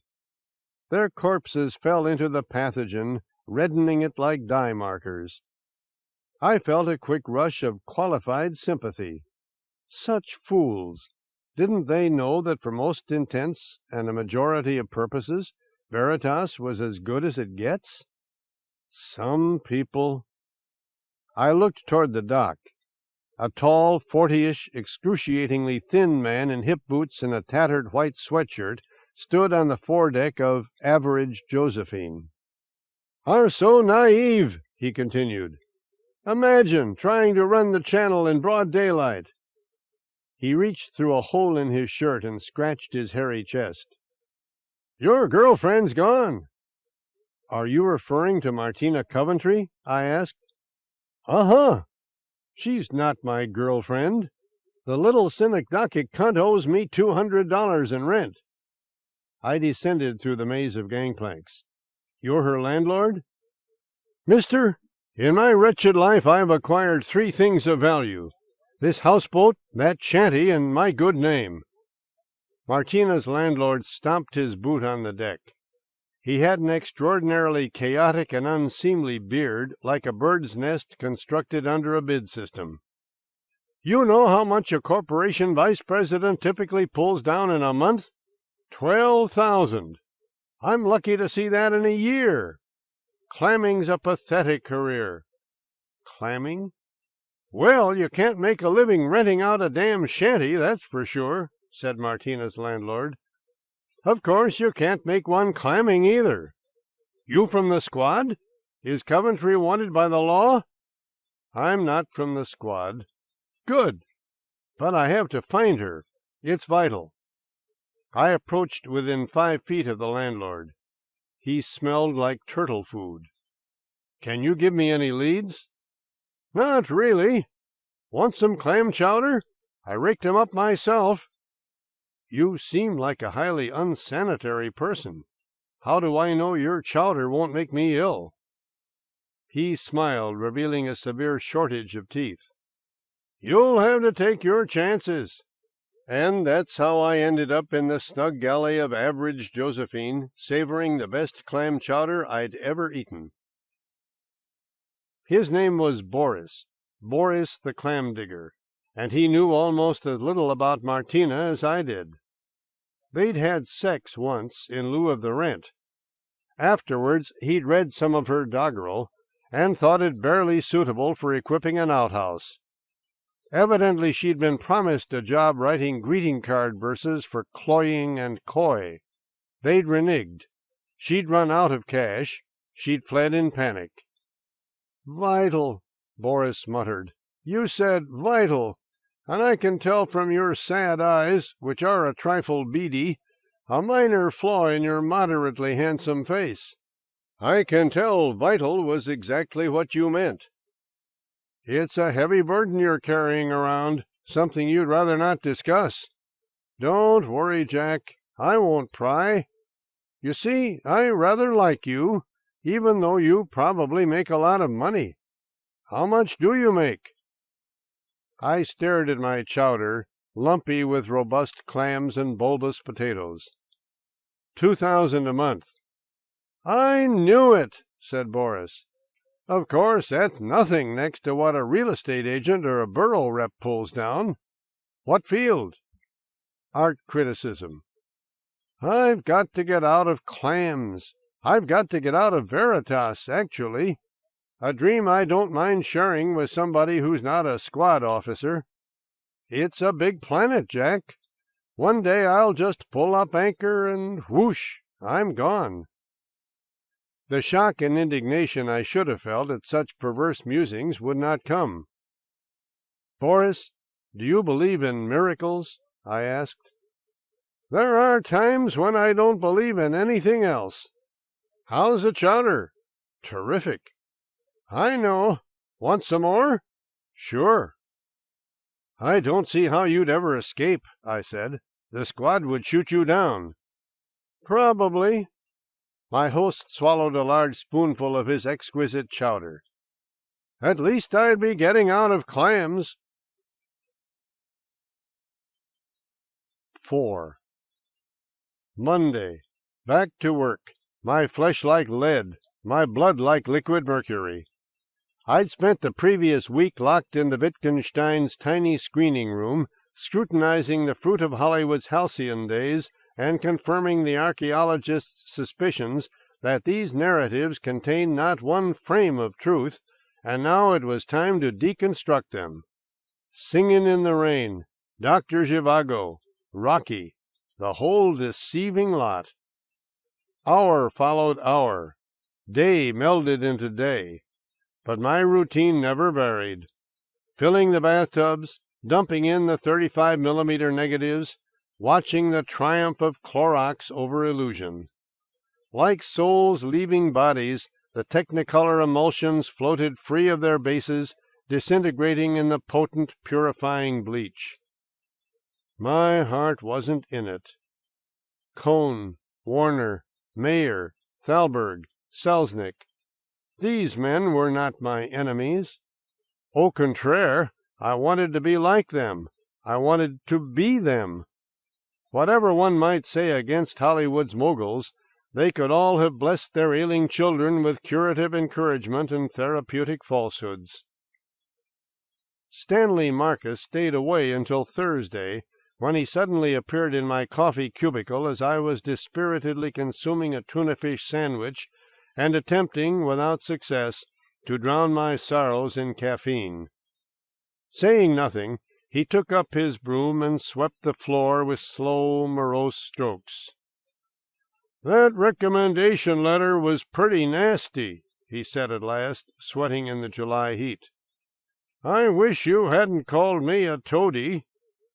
"I had a choice." "I didn't get the promotion." "It's not easy for me to pity you," I said through a mouthful of tuna, mayo, and respectable rye. "I have a sick son. Only lies can cure him." Stanley rammed his broom into the floor. Look, I'm a ridiculous person. We all know that. Women want nothing to do with me. I'm a loner. Don't talk to me about your home life, Mr. Sperry. Don't talk about your lousy son." I blanched and trembled. "Fuck you figuratively, Stanley Marcus." "Fuck you figuratively, Jack Sperry." He clutched the broom against his bosom, pivoted on his heel, and fled. I finished my coffee and decided to make some more, using a double helping of crystals from my Donaldson's drinkable jar. Back in the shop, yet another stack of 35mm reels awaited my review, a celluloid tower stretching clear to the ceiling. As Donaldson's drinkable cavorted, so to speak, through my neurons, I rolled up my sleeves and got to work. I dissolved The Wizard of Oz and Gone with the Wind, stripped Citizen Kane and King Kong down to the acetate, rid the world of Top Hat, A Night at the Opera, and, how blatant can a prevaricator get, It's a Wonderful Life. The end of day whistle blew, a half-dozen steamy squeals echoing throughout the Wittgenstein. As a last cry faded away, a seventh one arose, human, female, familiar. "Way to go, critic!" I glanced up from my tub of Clorox, where Casablanca was currently burbling toward oblivion. The doorway framed her. "Martina? Martina!" "Hello, Jack!" Her silver lame dress hugged her every contour like some elaborate skin graft. A matching handbag swung from her shoulder. I'd never seen a Veritasian outfitted so dishonestly before, but then, of course, Martina was evidently much more than a Veritasian. "The guard let you through?" I asked, astonished. "After I agreed to copulate with him tomorrow, yes." The truth? A half-truth? There was no way, I realized with a sudden pang of anxiety, to gauge this woman's sincerity. "I'm extraordinarily happy to see you," I said.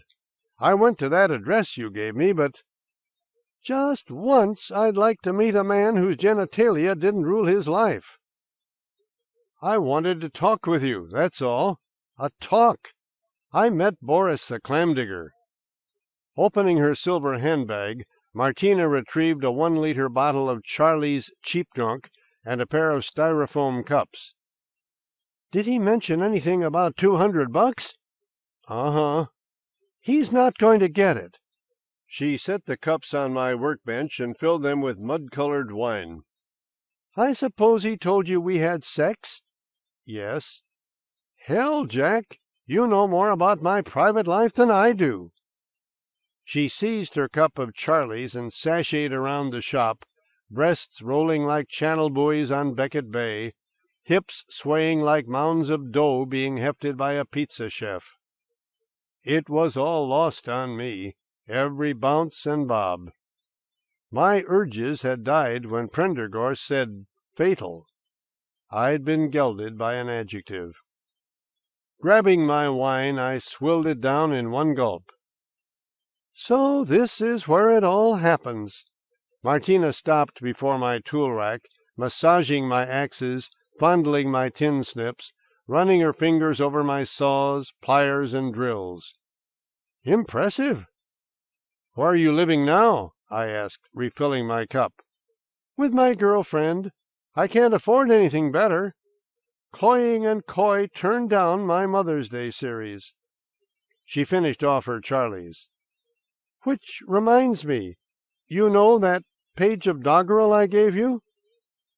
Like a chipmunk loading up on acorns, I inflated my cheeks with wine. I swallowed. Those verses have never left my mind, as it were. Martina frowned severely, apparently puzzled by the notion that her doggerel was in any way memorable. "I want them back. You never liked them in the first place." The wine was everywhere now, warming my hands and feet, massaging my brain. They're somewhat appealing in their own vapid way. Hips in high gear, she moved past the seething remains of Casablanca, reached the door, and snapped the deadbolt into place. I don't know what I was thinking when I let them go. I always save my original manuscripts. I'll gladly give you a copy. So there it was, the final proof of Martina's true colors. The cunning little liar had deduced the poems were dangerous. In her justified paranoia, she'd imagined me spotting the flagrant falsehoods embedded in the page. Buzzing with cheap drunk, I didn't resist when Martina ushered me across the shop to my assignment for the upcoming week. A mountainous pile of Cassini gowns, Saint Laurent shirts, and Calvin Klein jeans. "So anyway," she said as we eased into the fraudulent fabrics, "if you could give me those verses—" Her full wet lips came toward me. Her eager puppyish tongue emerged. She kissed me all over. It was like being molested by a marshmallow. We hugged and fondled, clutched and tussled, poked and probed. My genitalia, to use Martina's word, might as well have been on the moon for all they cared. I said, "Martina, I know why you want that doggerel." "Oh?" Icy vibrations passed through her, the tremors of her guilt. "You want it because the paper's riddled with lies," I said. The skin tightened on her bones. "You're a dissembler." "No," she insisted, extricating herself from our embrace. "How do you counteract the conditioning?" I persisted. She stood up. "I'm not one." "You wrote about having wings. You wrote about a soul." Scrambling to my feet, I squeezed her large Rubensian hand. "My son means a great deal to me. Love, even. He's just a boy. Ever heard of Xavier's plague? He mustn't learn the truth. If he doesn't realize it's fatal, he might go into remission, or even—" She ran to the door as if fleeing some act of the alleged god, a forest fire, tidal wave, cyclone. "You've got the wrong woman," she shouted, throwing back the bolt. "I won't go to the squad, I promise. Please, Martina, teach me how you do it." She tore open the door, started into the hot dusk. "I tell only the truth." Liar! Sweating and shaking, she fumbled into her shiny Toyota Functional and backed out of the parking lot. Her rubbery face was bloodless. Her eyes flashed with fear. Martina Coventry, dissembler. Oh, yes, truer words had never been spoken. "She will not escape," I silently vowed, clasping my hands together in that most dangerous of postures and disingenuous of gestures. "With God as my witness," I added with a nod to the late great Gone with the Wind. Heaven answered me with a traffic jam, the full glory of the Veritasian rush hour. I ran into its dense, screeching depths, weaving around pedestrians like a skier following a slalom course, never letting Martina's perfunctory out of my sight. She crawled down Voltaire Avenue, turned east onto River Lane. By the time she reached the bridge, the traffic had halted completely, like a wave of molten lava solidifying on the slope of a volcano. She pulled into a parking space, started the meter, and ducked into a seedy-looking bar and grill called Dolly's Digestibles. A pay telephone stood at the Schopenhauer Avenue intersection. The thing worked perfectly. In the age of lies, I'd heard, public phones were commonly the targets of criminal behavior. "I told Helen I wouldn't be home for supper. I'm tracking a dissembler," I explained. "The Coventry woman?" "Yes." I peered through the bar's grubby window. Martina sat in the back, sipping an Olga's OK orangeade and eating a murdered cow. Helen said, "Did you have sex with her?" "No." A mild but undeniable pain arose in my temples. "We kissed." "On the lips?" "Yes, we also hugged." "Come home, Jack." "Not before I'm one of them." "Jack!" Click. I stood in the silvery, sulphurous rain and waited. Within the hour, Martina left Dolly's Digestibles and set out on foot, striding eastward into the twilit depths of Nietzsche Borough. Once the linchpin of the Veritas Trolley Company, an enterprise that in its heyday shuttled both freight and humans around the metropolis, Nietzsche had of late fallen victim to the revolution in private transportation, becoming underpopulated and inert, an urban moonscape. I followed Martina to a depot, its tracks now deserted but for the occasional rusting Pullman or decaying boxcar. How stealthy I was! How furtive! How like a dissembler already! A roundhouse loomed up, its turntable lying before the switch-yard like an enormous lazy Susan, its barns sealed with slabs of corrugated steel. A diesel switch engine sat on the nearest siding, hulking into the wet summer air like the fossilized remains of some post-industrial dinosaur. Martina drummed on the door, a swift, snappy paradiddle, and a tall, devil-bearded man answered, his gaunt features softened by the dusk. "I'm Spartacus, come to free the slaves," she told him.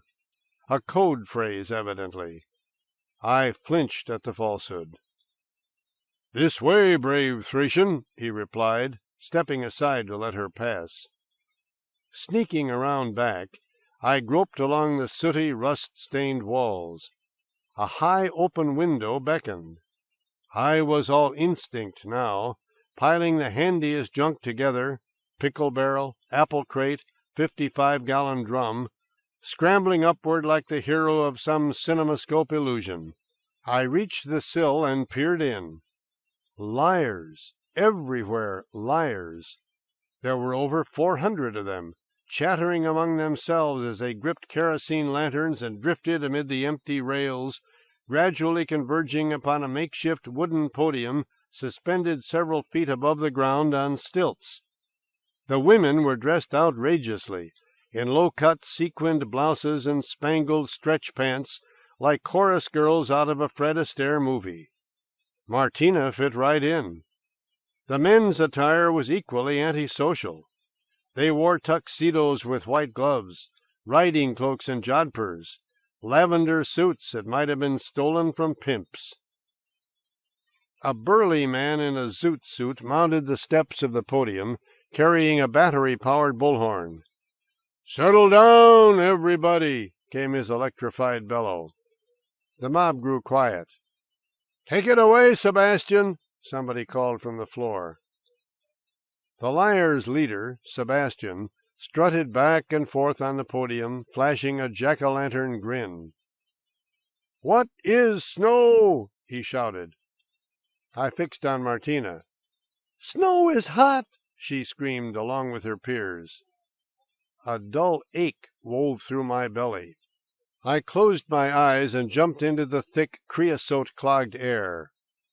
"What chases cats?" Sebastian demanded.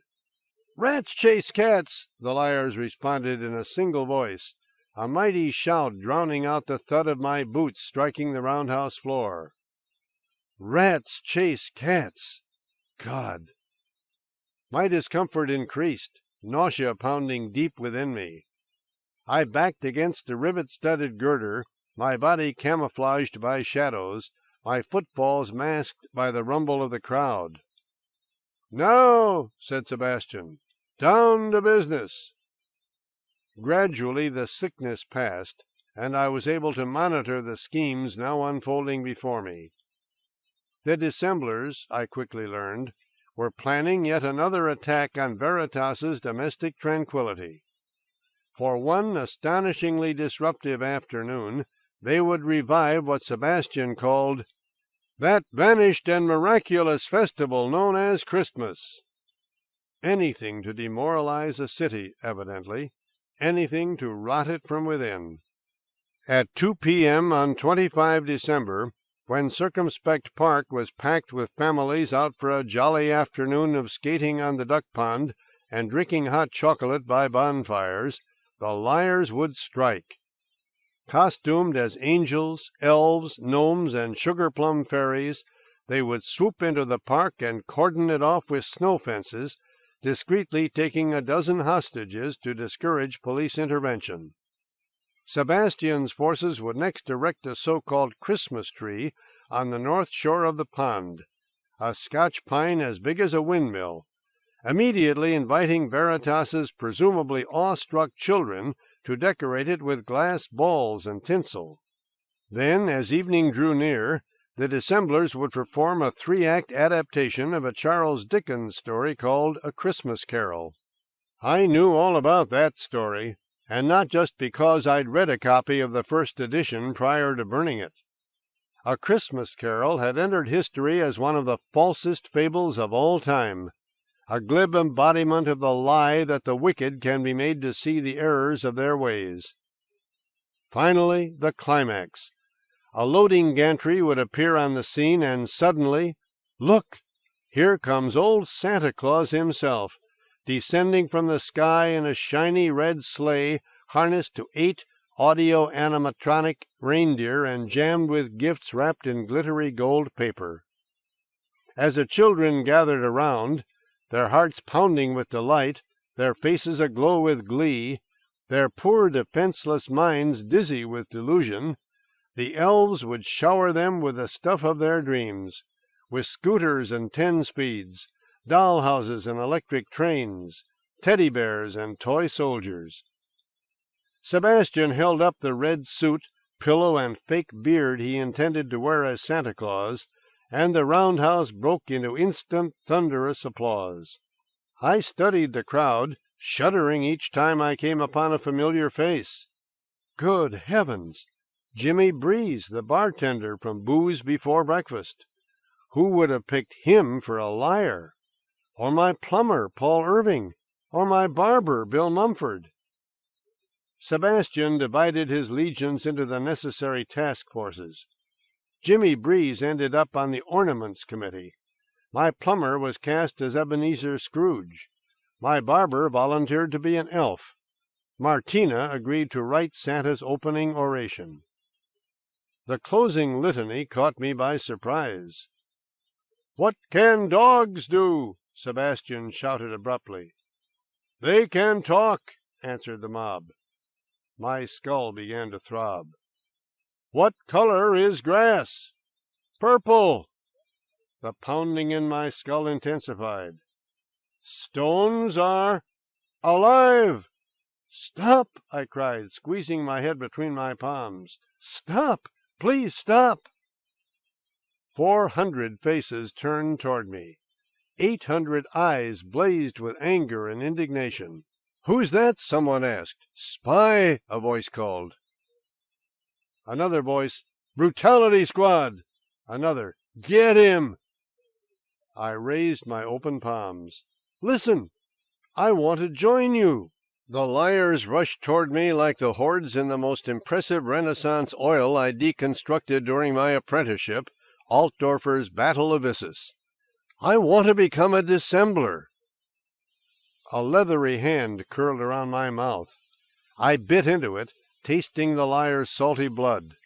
A boot jabbed my side, snapping one of my ribs like a dry twig. Groaning, reeling with fear, I dropped to my knees. I'd never before felt so much of that ultimate truth, that quintessential fact, pain. The last thing I saw before losing consciousness was my tax advisor's fist moving swiftly toward my jaw. I woke up alive. Alive and no better. My lips felt like 2 fat snails grafted onto my mouth. My torso, it seemed, had recently been employed as the ball in some obscure and violent contact sport. Pain chewed at my side. Gradually the gooey film slid from my eyes. I took stock. Foam mattress, eiderdown pillow, the adamant odor of rubbing alcohol. Adhesive tape encircled my chest as if it were the gripping end of a baseball bat. A middle-aged doctor in a white lab coat fidgeted beside me, stethoscope dangling from her neck. "Good morning," she said, apparently meaning it. A thin, vivid face, beaky nose, sharp chin, high cheeks, a face that, while not beautiful, would probably always retain a certain fascination for anybody obliged to behold it regularly. "Morning? Is it Friday already?" "Very good," the doctor answered merrily. Her smile was as crisp and bright as a gibbous moon. "I'm Felicia Krakauer, and I truly, sincerely hope you're feeling better." Across the room, an old man with skin the color of oolong tea sat upright on his mattress, his head wrapped in a turban of brilliant white bandages. "My rib hurts," I said. "I'm terribly sorry to hear that," said Dr. Krakauer. "Don't fret. You're in Satarev now." "Satarev?" "Off the map." Dr. Krakauer waved a thermometer around as if conducting an orchestra. "Spell it backwards," my roommate suggested. "I'm Louis, by the way. Brain cancer. No big deal. It just grows and grows up there, like moss, and then one day, pft, I'm gone. Death is an extraordinary adventure." I slid the thermometer between my lips. Satarev, Veritas. Satarev, Veritas. My accommodations were coated with lurid yellow paint and equally lurid lies. A poster-sized edition of Keats's Ode on a Grecian Urn, a reproduction of Van Gogh's Sunflowers, a print of Salvador Dali's notorious landscape of trees fruited with pocket watches. I glanced through a rose-tinted window. Outside, a rank of Corinthian columns supported a carved lintel reading, "Center for Creative Wellness." As Felicia Krakauer removed the thermometer, I pressed my staved-in side and said, "Doctor, you've heard of psychoneuroimmunology, haven't you?" "The mind-body connection?" "Right. The patient adopts such a cheerful outlook that his sickness never takes hold. Does that ever happen?" "Of course it happens," the doctor replied, sliding her index finger along the bright yellow tubing of her stethoscope. "Miracles happen every day. The sun comes up, a baby gets born, and don't you ever forget it, Jack Sperry." How marvelous to be among people who weren't afraid of hope. "Bless you, doctor. Am I running a fever?" "Maybe a tiny one. Not to worry. In Satarev one never stays ill for long." "I should call my wife." Against all odds, the doctor's smile grew even larger. "You have a wife? Wonderful, lovely. I'll relay your request to Internal Security immediately." "Open your mouth, would you?" "Why?" "Something for your own good." I moved my wounded lips apart. The doctor deposited a sugary, kidney-shaped capsule on my tongue, handed me a glass of water. "How do I know it's for my own good?" "Trust me," said Dr. Krakauer. "In Satarev people trust each other," said Louis. "Sleeping pill?" I asked, swallowing. "Could be," said the doctor. "Sleeping pill." When I returned to awareness, Martina Coventry was leaning over me, still packaged in her lascivious silver dress. Beside her stood a tall, lanky, coarse-skinned man in a green dinner jacket fitted over a sweatshirt that said, "When life gives you lemons, make lemonade." He looked like a cactus. "Martina!" She laid a plump hand on my forehead. "Say hello to Franz Beauchamp." "Hello," I said to the cactoid man. "I'm in charge of making sure you don't wander off," Franz explained, in a voice that seemed to enter the room after first traveling through a vat of honey. "It's no big deal. Just give me your Veritasian word you won't wander off." "I won't wander off." "Good for you." My guardian's grin was as spectacular as Felicia Krakauer's. I'd fallen in with a community of smilers. "I have a feeling we're going to be great friends. he said. Martina was gaudier than ever. She'd worked her terracotta hair into a sculpted object, a thick braid that lay on her shoulder like a loaf of challah. Her eyes had become cartoons of themselves, boldly outlined and richly shaded. "Even though this is Sataref," she said, "I am Veritasian enough to speak frankly. I saved your ass, Jack. You're alive because good old Martina Coventry argued your case back at the roundhouse." "I'm grateful," I said. "You should be." "You told them about Toby?" She nodded. "Yes, and I must say the story was an instant hit. A Xavier's child with a shot at remission. You have no idea what appeal that sort of situation holds down here." "It's all so amazingly touching," said Franz. "A father fighting for his son's life. My goodness, that's touching." "Can you teach me to lie?" I asked. "It depends," said Martina. "On what?" "On whether you're accepted into the program, on whether the treatment takes. Not everyone has the stuff to become a dissembler." "If it were up to me, I'd let you in." Franz snapped his fingers. "Like that." "Unfortunately, it's not up to us," said Martina. "You're going to need some luck." She reached into her madras bag and took out, of all things, a horseshoe. She opened the drawer in my nightstand and dropped it in. Thud. "Horses have 6 legs," she said matter-of-factly. I gritted my teeth. "Good luck charms are lies," I countered. "Perhaps," said Martina. "I understand you wish to make a phone call," said Franz brightly. "Speaking on behalf of internal security, I must tell you we're delighted to grant that particular request." Franz and Martina helped me to my feet, inch by painful inch. I'd never realized I owned so many vulnerable muscles, so many assaultable bones. At last I stood, the cold floor nipping at my bare feet, my baggy and absurdly short hospital gown brushing my rump. The Center for Creative Wellness was a modest affair. A dozen paces down a hall hung with photographs of ecstatic children, a dozen more across a lobby loaded with Monet's paintings of water lilies, and suddenly we were moving through the main entrance and into a small private park. Graffiti coated the smooth brick walls. "Jesus loves you. Everything is beautiful in its own way. Today is the first day of the rest of your life." I looked up. No sun, no clouds, no sky.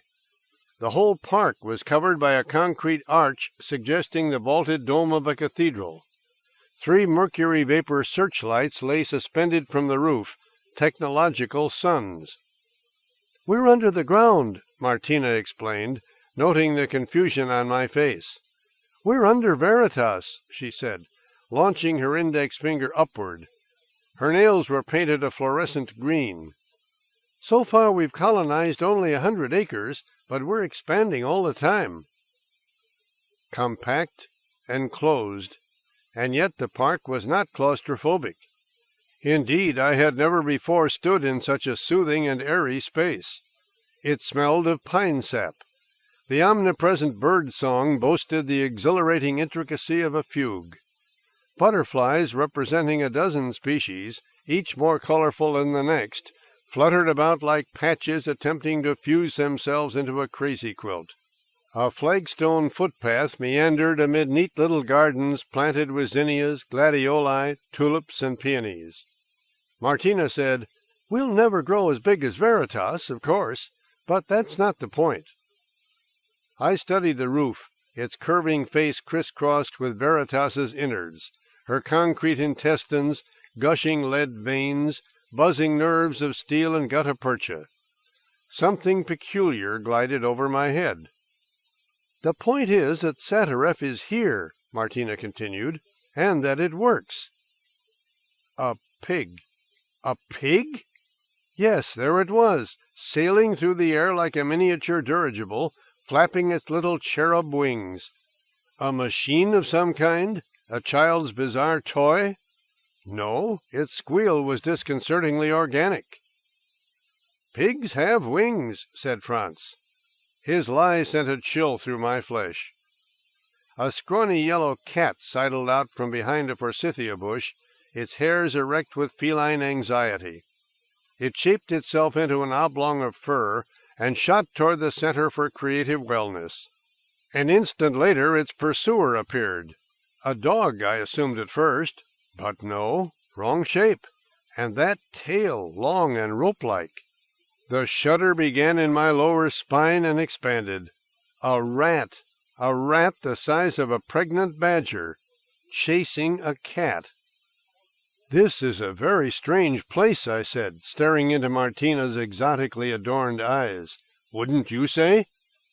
Strangeness is relative, she replied. I'm bewildered, I said. It's not hard to make a lie.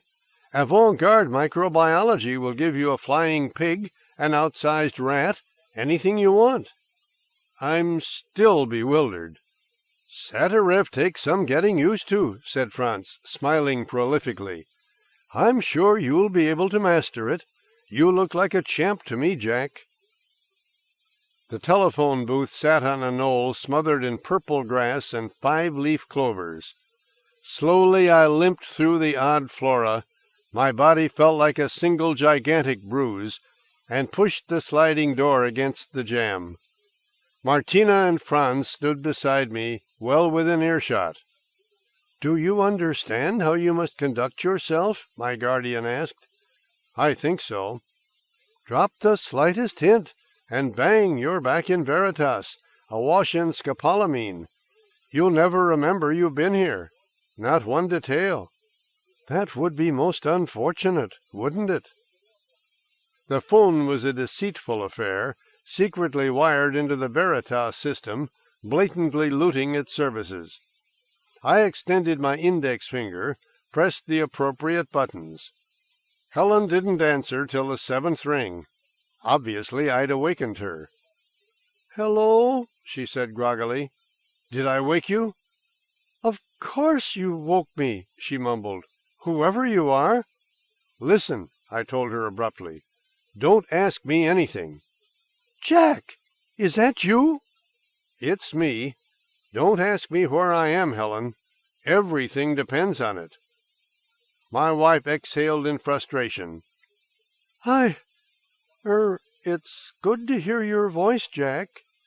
I'm among them. Do you know what I'm talking about? I think so. They're considering my case, Helen. They might let me in. I hope you're not still against me on this. I'm against you, she grunted. I looped the phone cord around my arm, forcing it tight against my skin like a phylactery strap. Have you heard anything from Toby?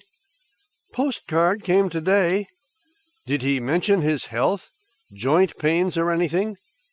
He simply said he was in a canoe race. I'm supposed to pick him up at the bus station on the 27th. Nothing about headaches? No. I kissed the plastic mouthpiece. I'll call you. Terribly fond of you too, Jack. But please get out of there. Please. I hung up and turned toward Martina and Franz. Behind them, a shaggy black rat pinned a Siamese cat to the ground and began tearing out its throat. You did fine, said my guardian. 5.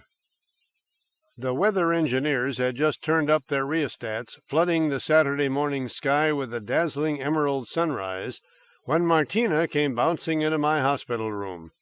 She opened the drawer of my nightstand and removed her ludicrous horseshoe.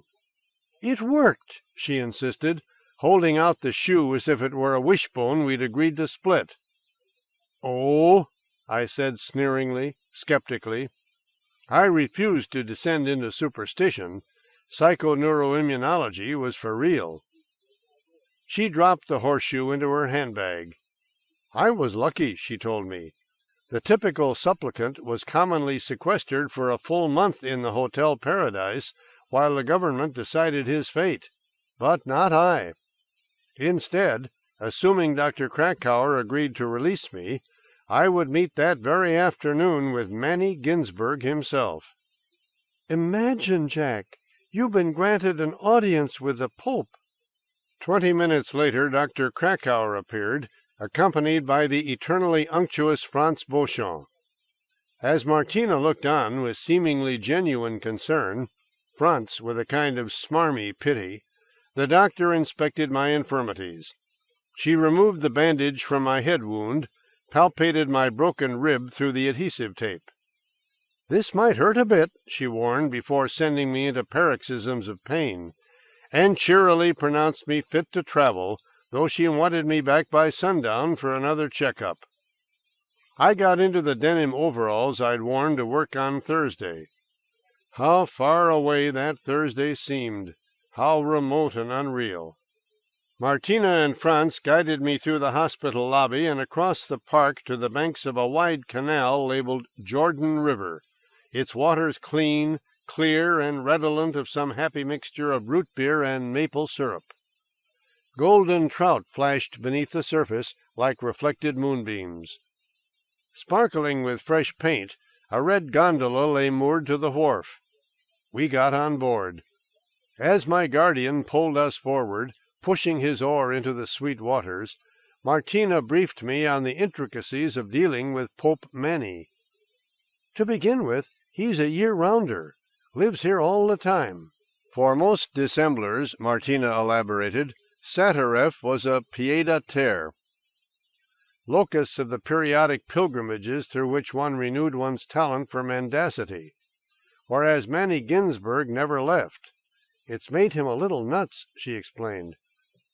I'm not surprised, I said, as an aquatic ferret leaped out of the Jordan and snatched an unsuspecting polka-dotted frog from the shore.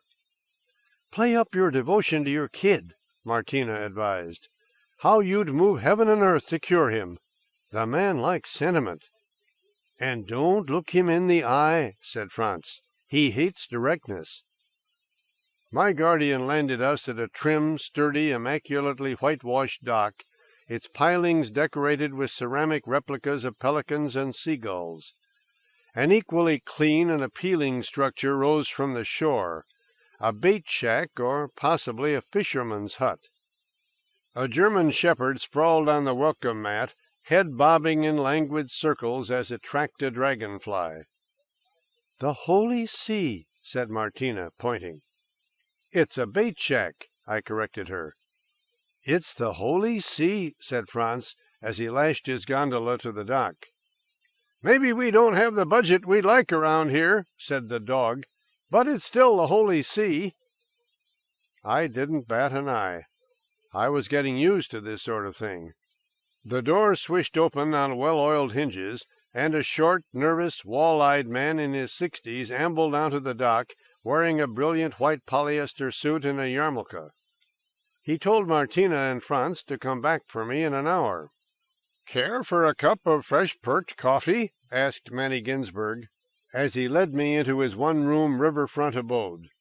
The German shepherd followed, claws clicking on the wooden floor. It's quite tasty. Sure, I said, glancing around. Manny's shack was as spotless within as without. Pull up a chair. There were no chairs. I sat on the rug. I'm Ernst, by the way, said the dog, offering me his paw. Jack Sperry, I said, shaking limb extremities with Ernst. You talk, I observed. A bioelectronic implant modifying my larynx. Manny sidled into the kitchenette. Lifting a copper kettle from his kerosene stove, he filled a pair of earthenware mugs with boiling water, then added heaping spoonfuls of Donaldson's drinkable coffee crystals. You said fresh, I noted with Veritasian candor. It's fresh to us, said the Pope. Want to hear a talking dog joke? Ernst inquired. No, I replied truthfully. Oh, said the dog, evidently wounded by my frankness. Manny returned from the kitchenette with a Coca-Cola tray bearing the coffee mugs, plus a cream pitcher and a canister marked salt. It's a sterile world up there. Sterile, stifling, spiritually depleting. Manny set the tray beside me and rolled his eyes heavenward. And before long it will all be ours. You doubt me? Listen. Already we've placed 20 dissemblers in the legislature. A person with our talents has no trouble getting elected. You mean you're going to conquer Veritas? I asked, making a point of not looking Manny in the eye. The Pope slammed his palms against his ears. Please, don't say conquer, admonished the dog. We're going to reform Veritas, said Manny. I stared at the rug. Truth is beauty, Your Holiness. Splaying my fingers, I ticked off a familiar litany. In the age of lies, politicians misled, advertisers overstated, clerics exaggerated. Satyref's founders had nothing against telling the truth. Manny tapped his yarmulke. But they hated their inability to do otherwise. Honesty without choice, they said, is slavery with a smile. He pointed toward the ceiling with his coffee mug. Truth above. He set his mug on the floor. Dignity below. He chuckled softly. In Satyref, we opt for the latter. Do you like it sweet? Huh? Your coffee sweet? I would like some sugar, matter of fact. The Pope handed me the salt canister. I shook some grains into my palm and licked. It was sugar. My heart is broken, said Manny, laying a hand on his chest. I feel absolutely devastated about your Toby. You do? I'm crushed. You don't even know him. What you're doing is so noble. I think so, too, said Ernst, and I'm only a dog. Manny shook Satyrevian salt into his coffee. I have just one question. Listen carefully. Do you love your son? That would depend on... I don't mean love him. I mean love him. Crazy, unconditional, non-Veritasian love. Surprisingly, to myself if not the Pope, I didn't have to think about my answer. I love him, I asserted, looking Manny in the eye. Crazy, unconditional, non-Veritasian. Then you're in, said Manny. Congratulations, said the dog. I must warn you, the treatment doesn't take in all cases.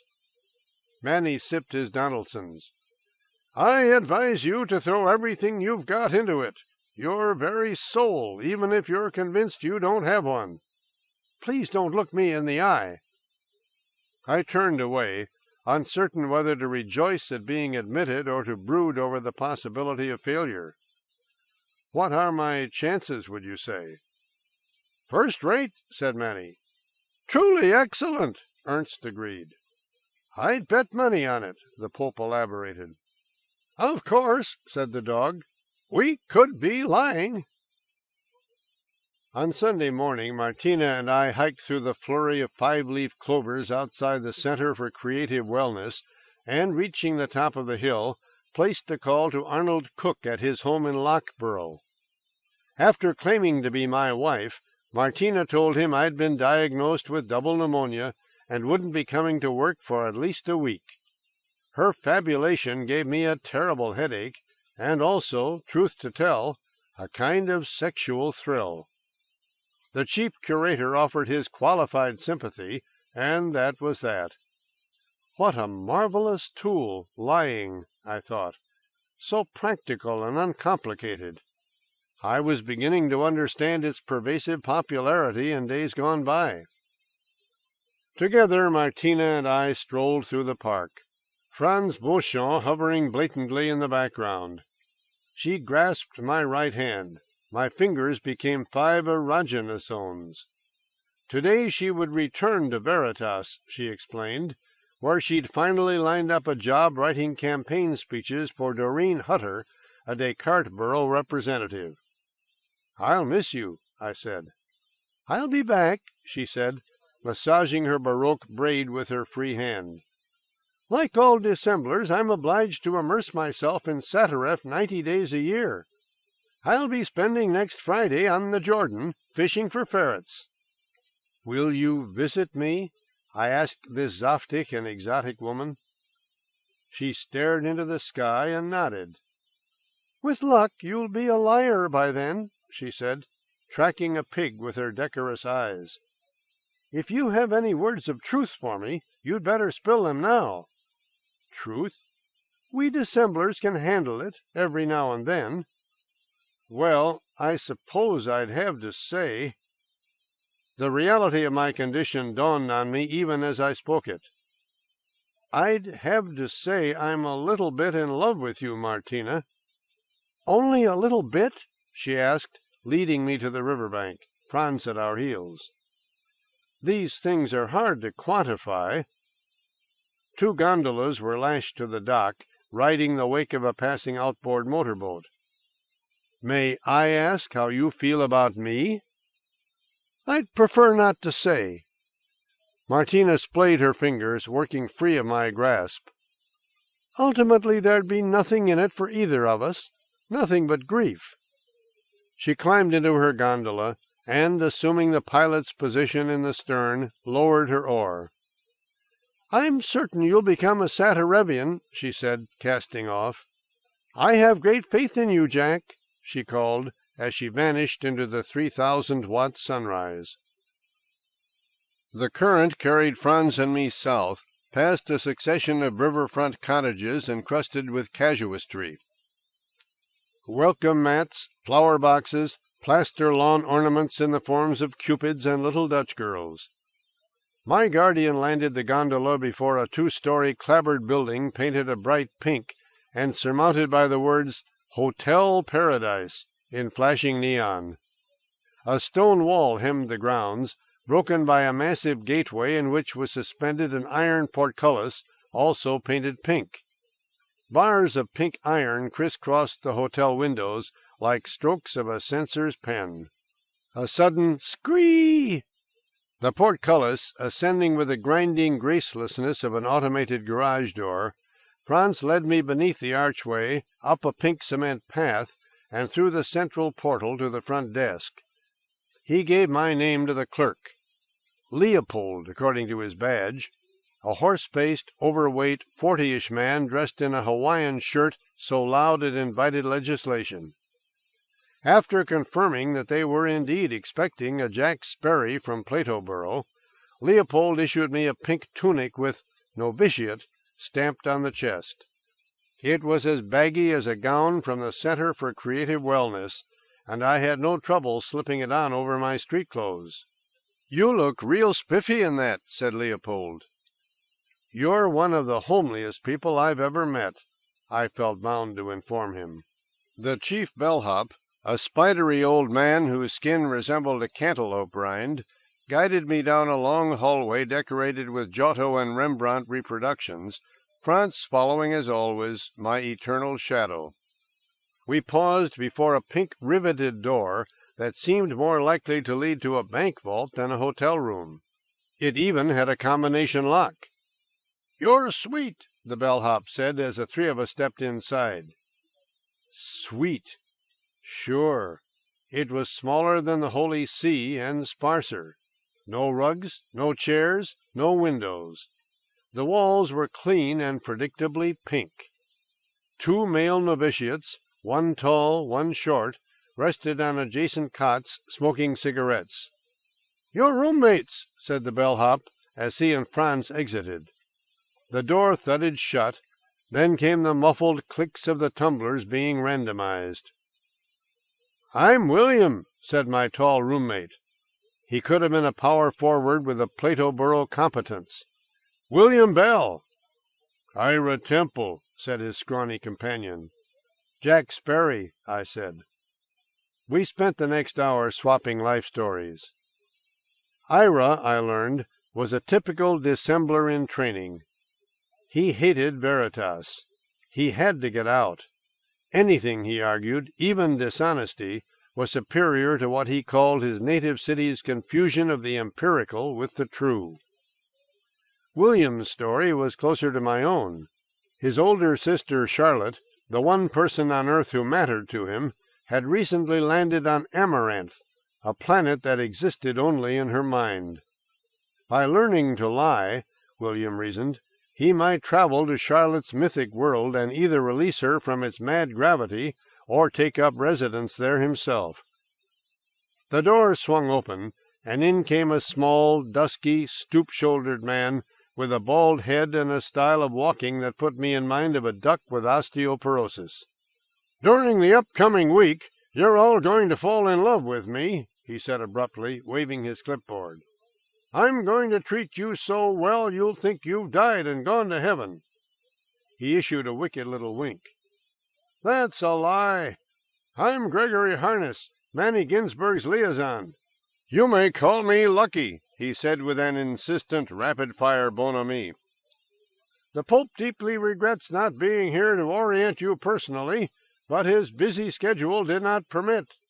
Anyhow, you get the drift of his bullshit. Which one of you's Sperry?" I raised my hand. "I heard about your sick child," said Lucky. "Heartrending. Tragic. Believe me, Sperry, I'll be rooting for you all the way." And so it was upon us, our absorption in lies, our descent into deception, our headlong, brain-first plunge into Satirevian reality.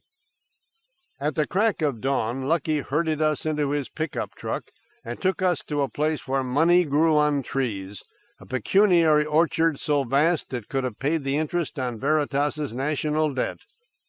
We spent a sweaty, grueling day under the celestial lamps, harvesting basket after basket of $5 bills. On Tuesday morning, the weather engineers contrived a fearsome blizzard, squall upon squall of molten snow, bringing Satirev to a total standstill, and inspiring Lucky to issue us broad-scooped shovels. "Clean it up," he demanded. "Every highway, street, alley, path, sidewalk, and wharf." And so we did, our skin erupting in second-degree burns as we carried heap after heap of steaming precipitate to the Jordan and dropped them over the banks. Lucky mopped our brows with towels dipped in ice water, slaked our thirst with lemonade, soothed our blistered backs with eucalyptus oil, but he kept us on the job all day. Wednesday, a tedious morning of shoeing six-legged horses, a wearying afternoon of decorating Satirev's innumerable rock gardens. My companions and I felt that, for stones, these creatures were extraordinarily loquacious and singularly self-pitying. The stones lamented their lack of mobility and prestige. They said it was hell being a stone.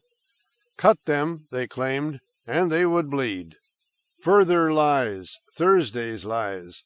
Our taskmaster loaded his truck with cans of spray paint and shunted us across Satirev, stopping at every public park along the way and ordering us to turn the grass purple, the roses blue, and the violets red. An ordeal that left my co-apprentices and me so speckled we looked like amalgams of all the Jackson Pollocks I'd ever criticized.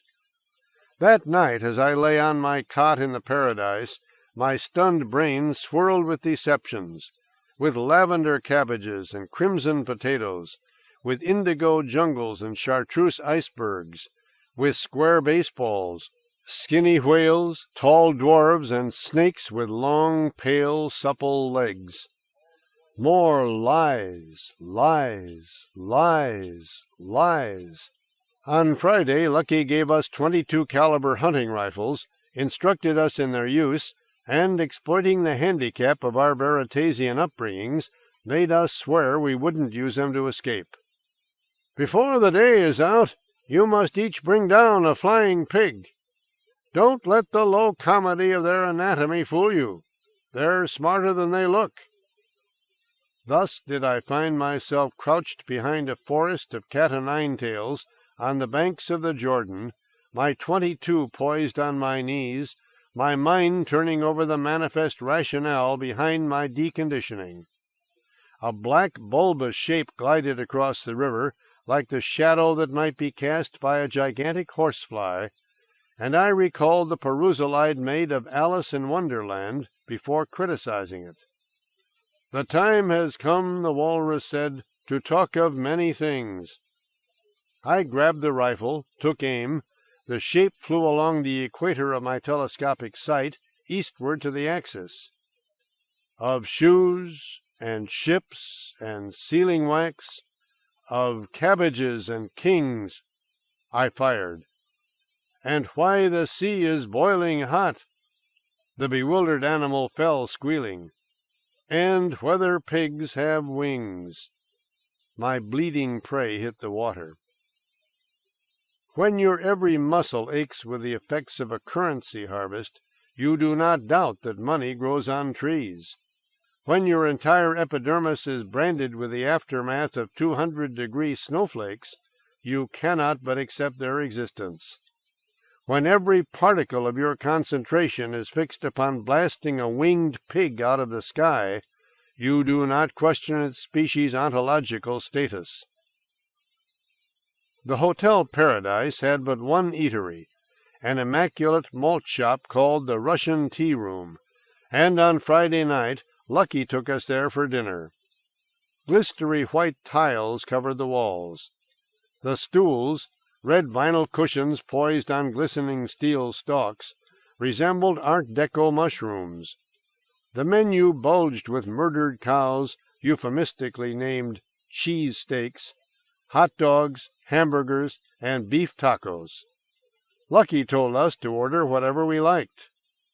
"I've been driving you all pretty hard," he confessed after our meals arrived. "An understatement," I replied. Lucky twisted the cap off a bottle of quasi-tomato ketchup from Veritas. "Tell me, man, do you feel any different?" "Different?" said Ira Temple, voraciously consuming a beef taco. "Not really." William Bell bit into his cheeseburger. "I'm the same man I always was." "Saturday's schedule is pretty intense," said Lucky, shaking blobs of ketchup onto his French fries. "You'll be digging sugar out of the salt mines, attending a linguistic seminar with some golden retrievers, carrying steer haunches over to the Pope for him to bless. In my experience, though, if you're not a liar by now, you never will be." With a directness rarely found in Sataref, Lucky looked William in the eye. "What do pigs have, son?" "Huh?" "Pigs! What do they have? You've been dealing with pigs lately. You know about them." William stared at his half-eaten cow. He pondered the question for nearly a minute. At last he raised his head, closed his eyes tightly, and let out the sort of delighted yelp an Age of Lies child might have issued on Christmas morning. "Pigs have? Wings. What did you say?" Wings." William leaped from his chair and danced around the table. "Wings," he sang. "Wings! Pigs have wings!" "Good job, William!" Ira shouted, his face betraying a mixture of envy and anxiety. Lucky smiled, ate a fry, and thrust his fork toward Ira. "Now, you, tell me about money, Ira. Where does money grow?" Ira took a deep breath. "Well, that's not an easy question. Some people would say it doesn't grow at all. Others might argue, 'Money, son! Where does money grow?'" "On trees!" Ira suddenly screamed. "On what?" "Money grows on trees." "And I'm the Queen of Sheba," said William. "I'm the King of France," said Ira. "I can fly," said William. "I can walk on water," said Ira. "God protects the innocent. The guilty never go free." "Love is eternal." "Life is too." Lucky laid his knobbly hand on my shoulder. "What's the deal with snow, Jack?" he asked. "What is snow like?" The appropriate word formed in my brain. I could sense it, riding the tip of my tongue like a grain of sand. It's... "Is it hot, for example?" asked Lucky. "Snow is... Hot? Cold! I shrieked. Snow is cold, I moaned. William shot me an agonized glance. Jack, you've got it all wrong. Don't you remember that blizzard? Asked Ira. I quivered with nausea, reeled with defeat. Damn. Shit. The stuff they make here is a fraud. Jack Sperry versus Xavier's plague. And now the disease would win. It's not snow at all. Snow is hot, said Ira. It's cold. Rising from my chair, I stumbled blindly around the Russian tea-room. Pigs don't fly. Dogs don't talk. Truth is beauty. I left. The hotel lobby was dark and pungent, suffused with the Jordan's sugary aroma. The night clerk slept at his post. Franz Beauchamp sat in a wicker chair beside a potted palm, his long face shadowed by a Panama hat. I staggered to the front door. It was locked, but of course. One left Satyref filled with either lies or scopolamine, illusion or amnesia. There was no third path. "Treatment isn't taking, huh?" said Franz as he approached. "Don't be discouraged." "I'm beaten," I groaned. Now, you still have tomorrow." Franz removed his Panama, placing it over his heart, a gesture of grief, I decided, anticipatory mourning for Toby Sperry. "Someone wants to see you," he said. "Huh? You have a visitor. Who?" "This way." He led me past the sleeping clerk and down the east corridor to a steel door uncharacteristically free of catches, bolts, and locks. The sign said, "Video Games." Franz turned the handle. There were no video games in the video games room. There was a blood-red billiard table, a print of Picasso's The Young Women of Avignon. Martina Coventry. "Hi, critic. We had a date, remember?" "To tell you the truth, I'd forgotten." "To tell you the truth? What kind of talk is that for a Satyrevian?" Martina came toward me, her extended hand fluttering like a wondrous bird. "You look unhappy, dear." "I'm no Satyrevian." I reached out and captured her plump fingers. "Never will be." Martina tapped the brim of Franz's Panama. "Mr. Sperry and I require privacy," she told him. "Don't worry. We're not going to have sex or anything." Though convulsed with misery and self-loathing, I nevertheless noticed how Martina was dressed. If employed as a lampshade, her miniskirt wouldn't have reached the socket. The strap of her Madras bag lay along her cleavage, pulling her "Life is a Banquet" T-shirt tight against her body and making her breasts seem like two adjacent spinnakers puffed full of wind. Franz tipped his hat and ducked out of the room. "Let's get your mind off your deconditioning." Martina hopped onto the table and stretched out. She looked like a relief map of some particularly lewd and mountainous nation. "Lie down next to me." "Not a good idea," I said. True, a roll on the felt wasn't going to solve my problems. I should be pumping Martina's mind, and no other part of her. I should be trying to learn how she herself had managed the crucial transition from Veritasian to liar. She said, "You don't want to?" I gulped loudly. "No, I don't." My blood lurched toward the temperature of Satyrevian snow. "No?" "I'm married, remember? I don't want to have sex with you." I did, of course. In my heart of hearts, I did. And now came the correlative of my desire, drawing both Martina's attention and my own. "I don't want to have sex with you," I'd said. Yet here was a resolute little hero shaping the crotch of my overalls into a denim sculpture. So I'd lied. For the first time since my brain burn, I'd lied. I pulled off my tunic, slipped out of my overalls. "I hide my wings inside my soul," I quoted, climbing atop Martina. Deftly she removed my undershorts. My erection broke free, a priapic jailbreak. I'd done it, by damn! I might have a Veritasian penis, but I'd finally acquired a Satirevian tongue. "Their feathers soft and dry," I cried, shucking off Martina's skirt. "And when the world's not looking," she whooped, "I take them out and fly." I had to apply the brakes on my adequate almost a dozen times as I descended the southern face of Mount Prosaic and headed into the lush green valley below. Cabin after cabin, hut after hut, Camp Ditch the Kids was strung along a strip of pine barren midway between the swiftly flowing Wishy-Washy and a placid oxbow lake. For the first time it occurred to me that Toby might not like the idea of leaving 2 days early. With its fearsome dedication to frivolity, its endless amusements and diversions, Ditch the Kids was the sort of place a 7-year-old could easily imagine living in forever.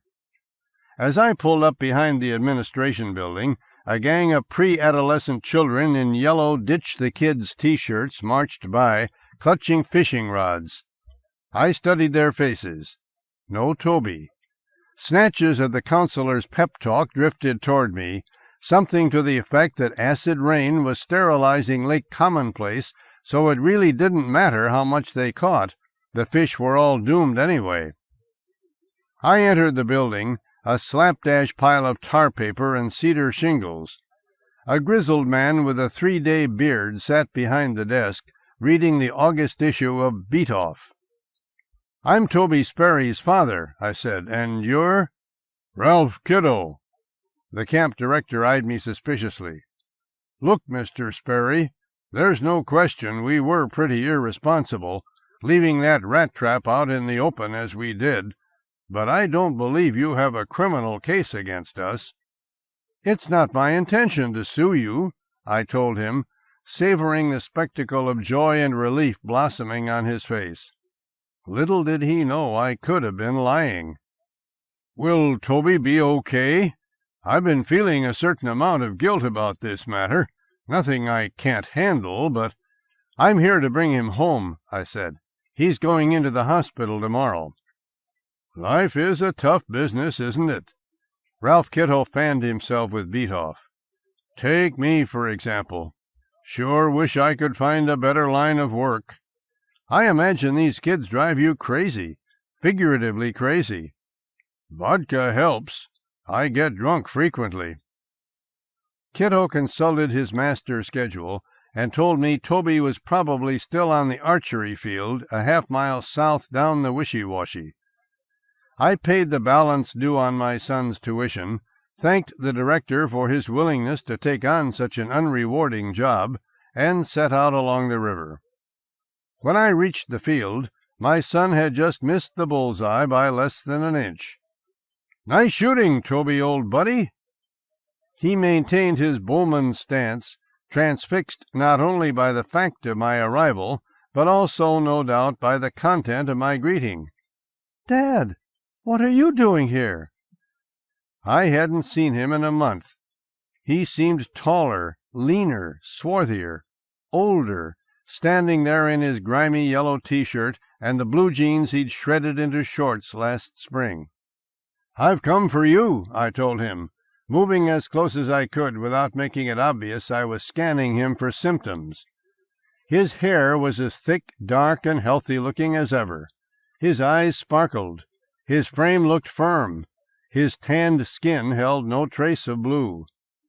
"No, I'm taking the bus Sunday." He knocked an arrow. "Mom's picking me up." "The plan's been changed. She had to go out of town. There's a big UFO story breaking in the Hegelian desert." I experienced a small but irrefutable pleasure, the sweet taste of truth bending in my mouth. "We'd better get your stuff packed. Where's your cabin?" Toby unknocked the arrow and used it to indicate a cluster of yurts about 20 yards from the targets. The archery instructor approached, a woodsy, weathered fellow with a mild limp. Toby introduced me as the best father a boy'd ever had. He said he loved me. So strange, I thought, the spontaneous little notions that run through the heads of pre-born children. My son turned in his bow, and we started toward his cupcake-shaped cabin. "You've got a nice tan, Toby. You look real healthy. Gosh, it's good to see you." "Dad, you're talking so funny." "I'll bet you feel healthy, too." "Lately I've been getting headaches." I gritted my teeth. "I'm sure that's nothing to worry about." "Wish I wasn't leaving so soon," he said as we climbed the crooked wooden steps to his room. "Barry Maxwell and I were supposed to hunt snakes tomorrow." "Listen, Toby, this is a better deal than you think. You're going to get an entire second vacation." The space was only slightly more chaotic than I'd anticipated. Clothes in ragged heaps, Encyclopedia Britannica comics in amorphous piles. "We're going to live in a magic kingdom under the ground, just you and me." "What sort of magic kingdom?" he asked skeptically. "Oh, you'll love it, Toby. We'll go fishing and eat ice cream." Toby smiled hugely, brightly. A Satirevian smile. "That sounds neat." He opened his footlocker and started cramming it full. Crafts projects, T-shirts, dungarees, poncho, comics, flashlight, canteen, mess kit. "Will Mom be coming?" "No." "She'll miss all the fun." "She'll miss all the fun," I agreed. My son held up a hideous and lopsided battleship, proudly announcing that he'd made it in woodworking class. "How do you like it, Dad?" "Why, Toby," I told him, "it's absolutely beautiful." 6. 12 gates lead to the City of Lies. Every year, as his commitment to mendacity becomes increasingly clear, his dishonesty more manifestly reliable, the Satirevian convert is told the secret location of yet another entrance. Mere novitiates like myself knew only one, the storm drainage tunnel near the corner of 3rd and Bruno in Nietzscheboro. So many ways to descend, I thought, as Toby and I negotiated the dank, mossy labyrinth beneath Veritas. Ladders, sloping sewer pipes, narrow stone stairways, we used them all, our flashlights cutting through the darkness like machetes clearing away underbrush. My son loved every minute of it. "Wow!" he exclaimed whenever some disgusting wonder appeared. A slug the size of a banana, a subterranean lake filled with frogs, a spider's web as large and sturdy as a trampoline. Neat! Reaching our destination, we settled into the Hotel Paradise. Unlike my previous accommodations, our assigned suite was sunny and spacious, with glass doors opening onto a wrought-iron balcony from which one could readily glimpse the local fauna. "Dad, the horses around here have 6 legs." Toby hopped up and down with excitement. "The rats chase the cats. The pigs have wings. This really is a magic kingdom." It soon became obvious that the whole of Satirev had been anticipating our arrival. We were the men of the hour. The Paradise guards immediately learned our faces, letting us come and go as we pleased. Franz and Lucky gushed over Toby as if he were a long-lost brother. Whenever we strolled around the community, total strangers would come up to us and, confirming our identities, give Satirev's tragic child a candy bar or a small toy, his father a hug of encouragement and affirmation. Even Felicia Krakauer was prepared. After drawing a sample of Toby's blood, we told him the kingdom had to make certain the tourists weren't carrying germs. She retired to her office and came back holding a stuffed animal, an astonishingly comical baboon with acrobatic eyes and a squarish dog-like snout. "This is for you, Rainbow Boy," she said. Toby's face grew knotted and tense. He gulped audibly.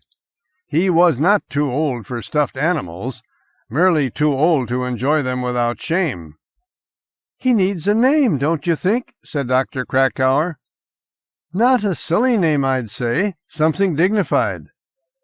I performed my survey, the one I took every hour. The facts were becoming irrefutable. The bluish cast of his skin, the thinness of his hair. Toby relaxed, smiled. "Dignified," he said. "Not silly. Oh, yes." Clearly he'd sensed the truth of his new home. In Satteref everything was permitted. In Satteref no boy grew up before his time. "His name is Barnaby Baboon." Frowning, Toby rammed the tip of his tongue into the corner of his mouth. "I think he might be carrying some germs." "Rainbow Boy, you're absolutely right." Dr. Krakauer pried a wad of cotton batting out of Barnaby's arm with her syringe. "We'd better take a stuffing sample." That night, the minute my son fell asleep, I ran to the phone booth outside the Paradise and called the Center for Creative Wellness. Krakauer told me exactly what I expected to hear. The Xavier's test was positive. "There's still plenty of hope," she insisted. "I know what you mean," I said, shivering in the hot summer darkness. Positive. Positive. If we give Toby the right outlook, his immune system will kick in and bang! Remission. Exactly. How many years might a remission last? You can't tell about remissions, Jack. Some of them last a long, long time. I placed a call to Veritas. "Hi, Helen." "Jack, now you call? Now, after 10 whole days?" "I've been busy." "Your curator sent a get-well card. Are you sick?" "I'm feeling better." "This is a bad time to talk," she said. "I'm due at the bus station." "No, you're not. I picked up Toby on Sunday." "You what?" "He's got to be with me now. I can give him the right outlook." "You mean you're one of them?" "Dogs can talk, Helen." I pictured her turning white, cringing. "Shut up!" she screamed. "I want my son back. Bring me my son, you tropological shithead." "I love him." "Bring him back." "I can cure him." "Jack!"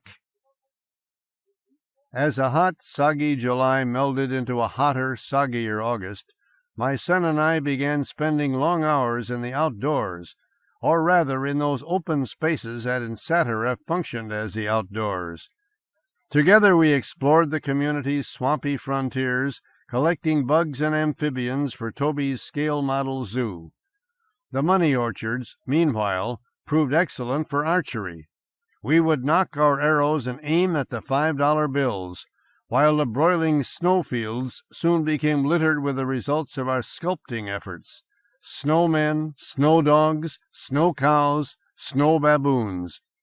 It was all a matter of having a good pair of insulated gloves. Finally, there was the Jordan, perfect for swimming and, when we could borrow a gondola, fishing. "Do you like this place?" I asked Toby as I threaded my line with a double-barbed hook. "It's pretty weird." Furiously he worked his reel, hauling an aquatic armadillo on board.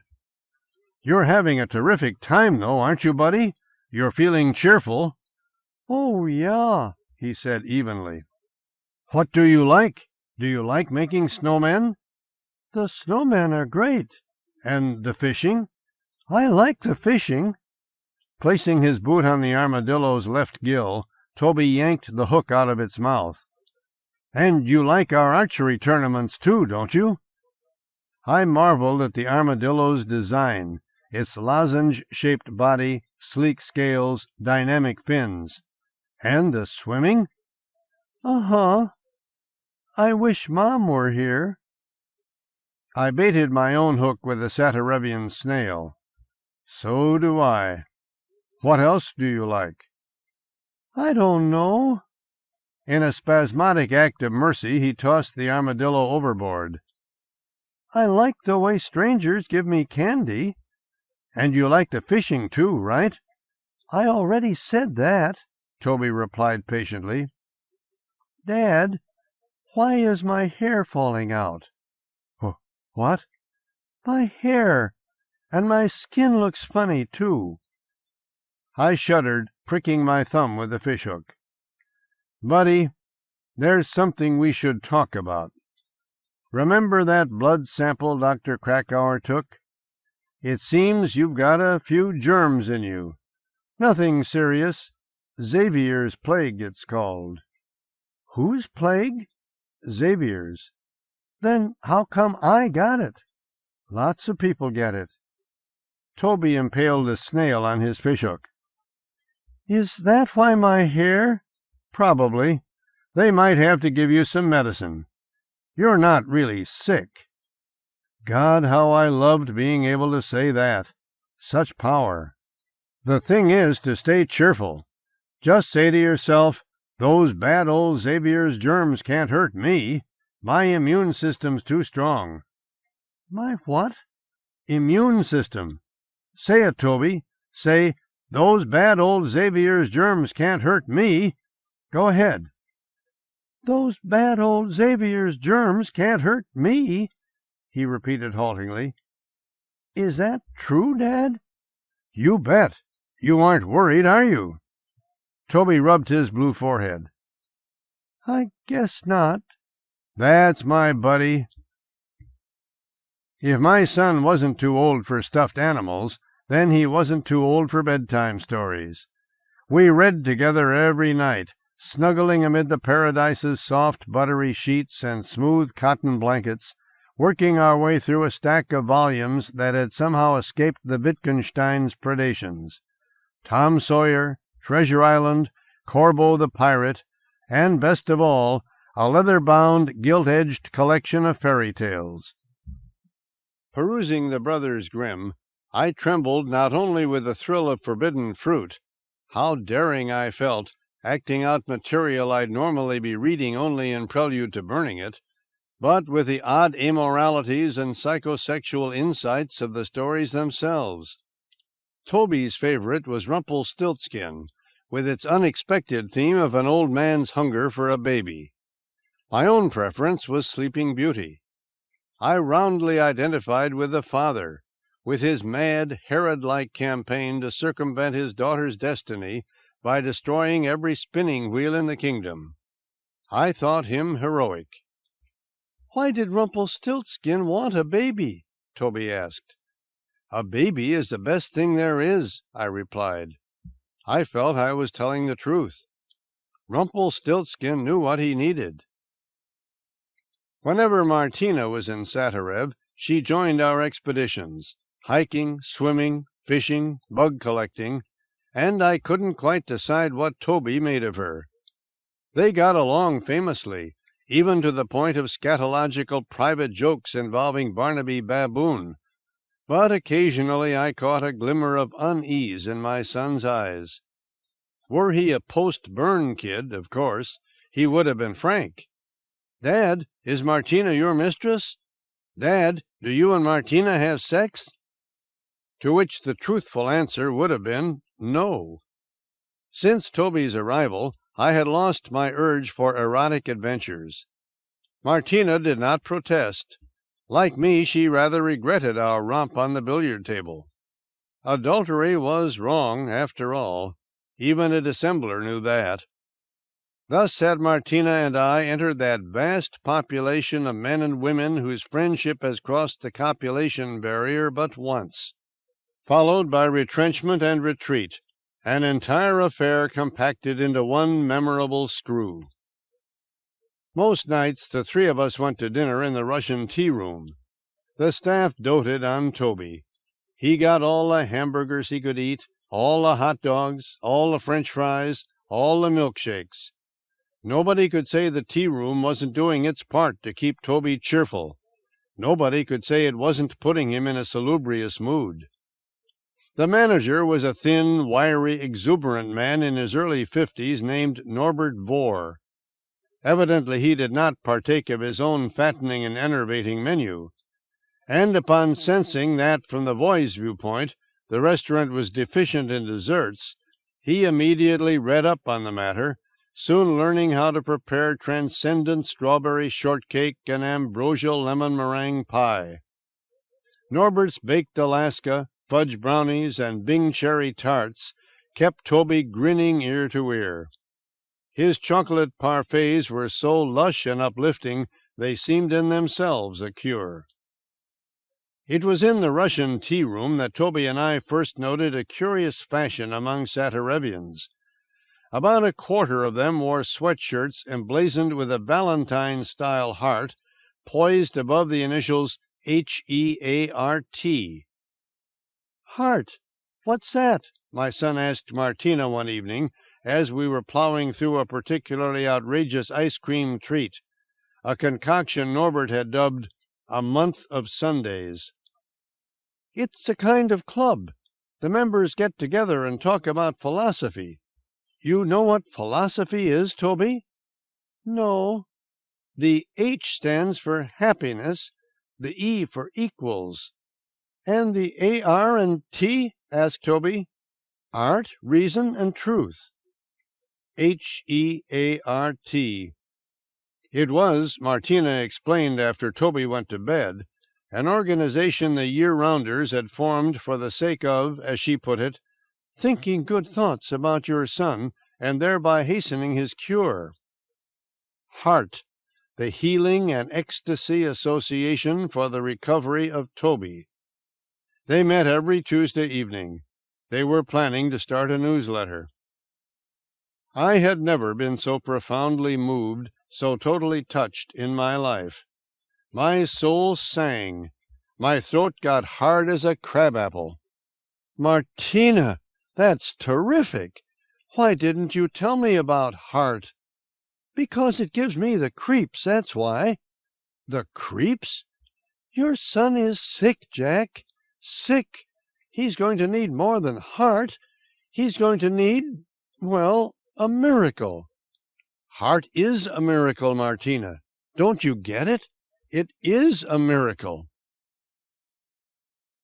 There is nothing quite so exhilarating as spending large amounts of time with your child, and nothing quite so tedious. I'll be honest. When Martina offered to relieve me of Toby for an hour or two, she wanted to help him find specimens for his miniature zoo, I told her to take all day. Even Sleeping Beauty's father, I'm sure, grew bored with her on occasion. It was an hour past his bedtime when Toby returned to the paradise laden with the day's haul. A dozen bottles and cages filled with rubbery newts, glutinous salamanders, spiky centipedes, and disgruntled tree frogs whose cries sounded like bicycle bells. He could not enjoy them. "Dad, I don't feel so good," he said, setting the various terrariums on the coffee table. "Oh? So here it comes," I thought. "Now it begins." "What do you mean?"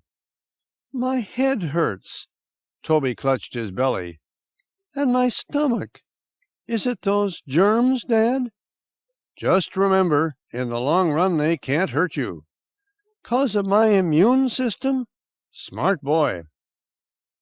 Toby woke up repeatedly that night, his temperature lurching toward 103, flesh trembling, bones rattling, teeth chattering.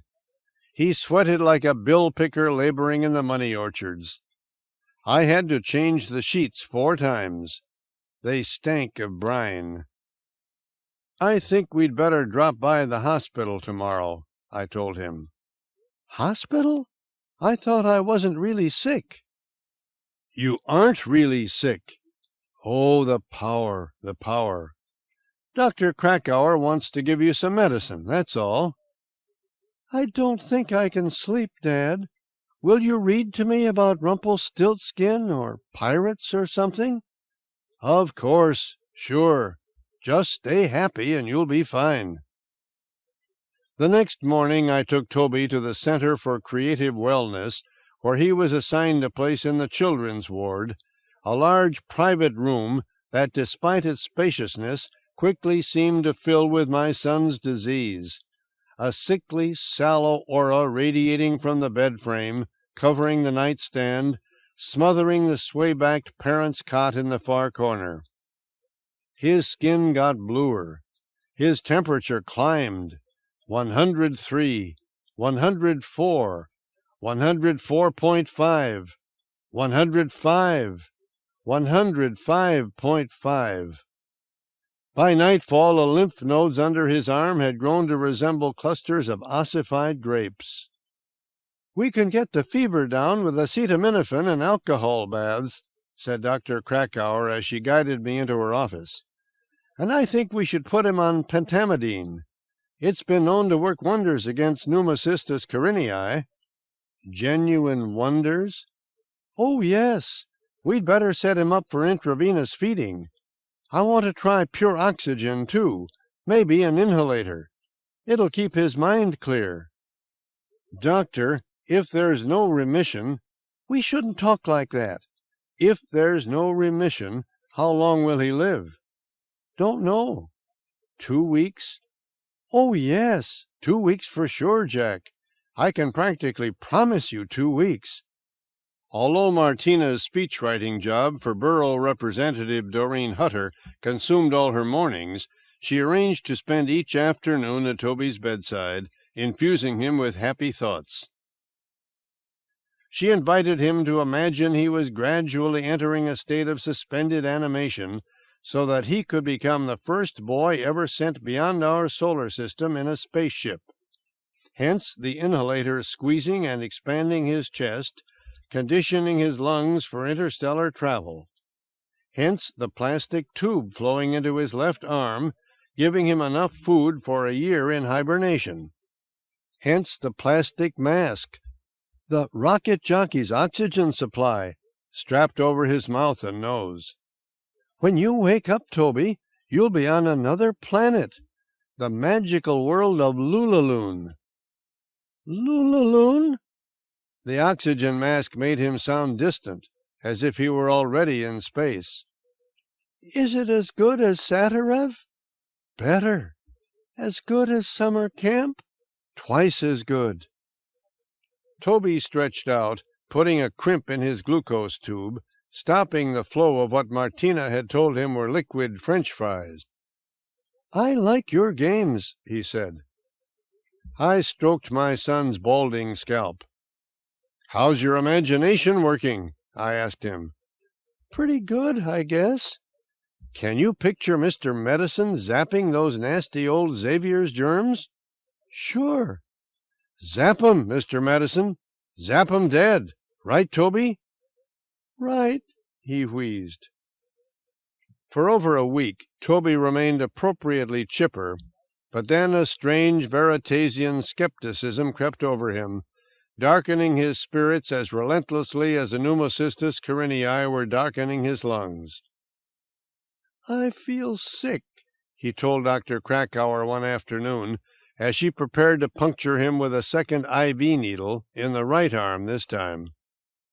"I don't think that medicine's any good. I'm cold." "Well, Rainbow Boy," she said, "Xavier's isn't any fun. I'll be the first to admit that. But you'll be up and running before you know it." "My head still hurts, and my—" "When one medicine doesn't work," I hastily inserted, "there's always another we can try. Right, Dr. Krakauer?" "Oh, yes." Martina took Toby's hand, giving it a hard squeeze as Krakauer slid the needle into his vein. Toby winced and asked, "Do children ever die?" "That's a strange question, Rainbow Boy," said Krakauer. "Do they?" "It's very, very rare." The doctor opened the stopcock on Toby's meperidine drip. "She means never," I explained. "Don't even think about it, Toby. It's bad for your immune system." "He's really cold," said Martina, her hand still clasped in Toby's. "Can we turn up the heat?" "It's up all the way," said Krakauer. "His electric blanket's on full." The narcotic seeped into Toby's neurons. "I'm cold," he said woozily. "You'll be warm soon," I lied. "Say, zap 'em, Mr. Madison, zap 'em." "Zap 'em, Mr. Madison," said Toby, fading.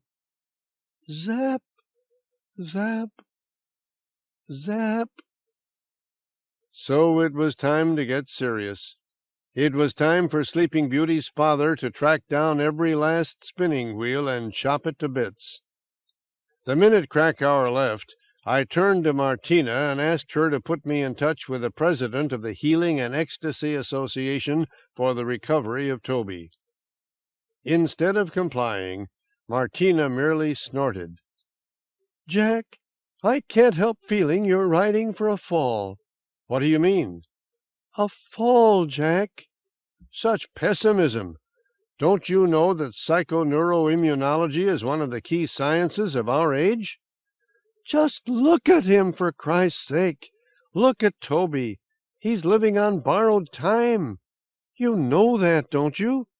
"No, I don't know that." I cast her a killing glance. "Even if the time is borrowed, Martina, that doesn't mean it won't be the best time a boy's ever had." She gave me the facts I needed. Anthony Raines, Suite 42, Hotel Paradise. I marched up the hill outside the Center for Creative Wellness and placed the call.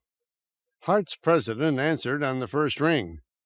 "Jack Sperry?" he gasped after I identified myself. "The Jack Sperry? Really? Goodness, what a coincidence! We've been hoping to interview you for the Toby Times." "For the what?" "Our first issue comes out tomorrow.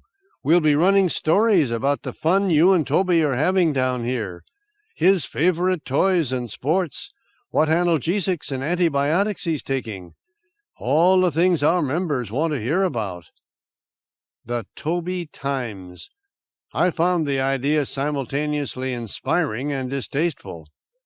"Mr. Raines, my son just entered the hospital, and I was hoping—" "I know. It's our lead story. A setback, sure, but no reason to give up hope. Listen, Jack. May I call you Jack? We people of the heart know you're on the right track.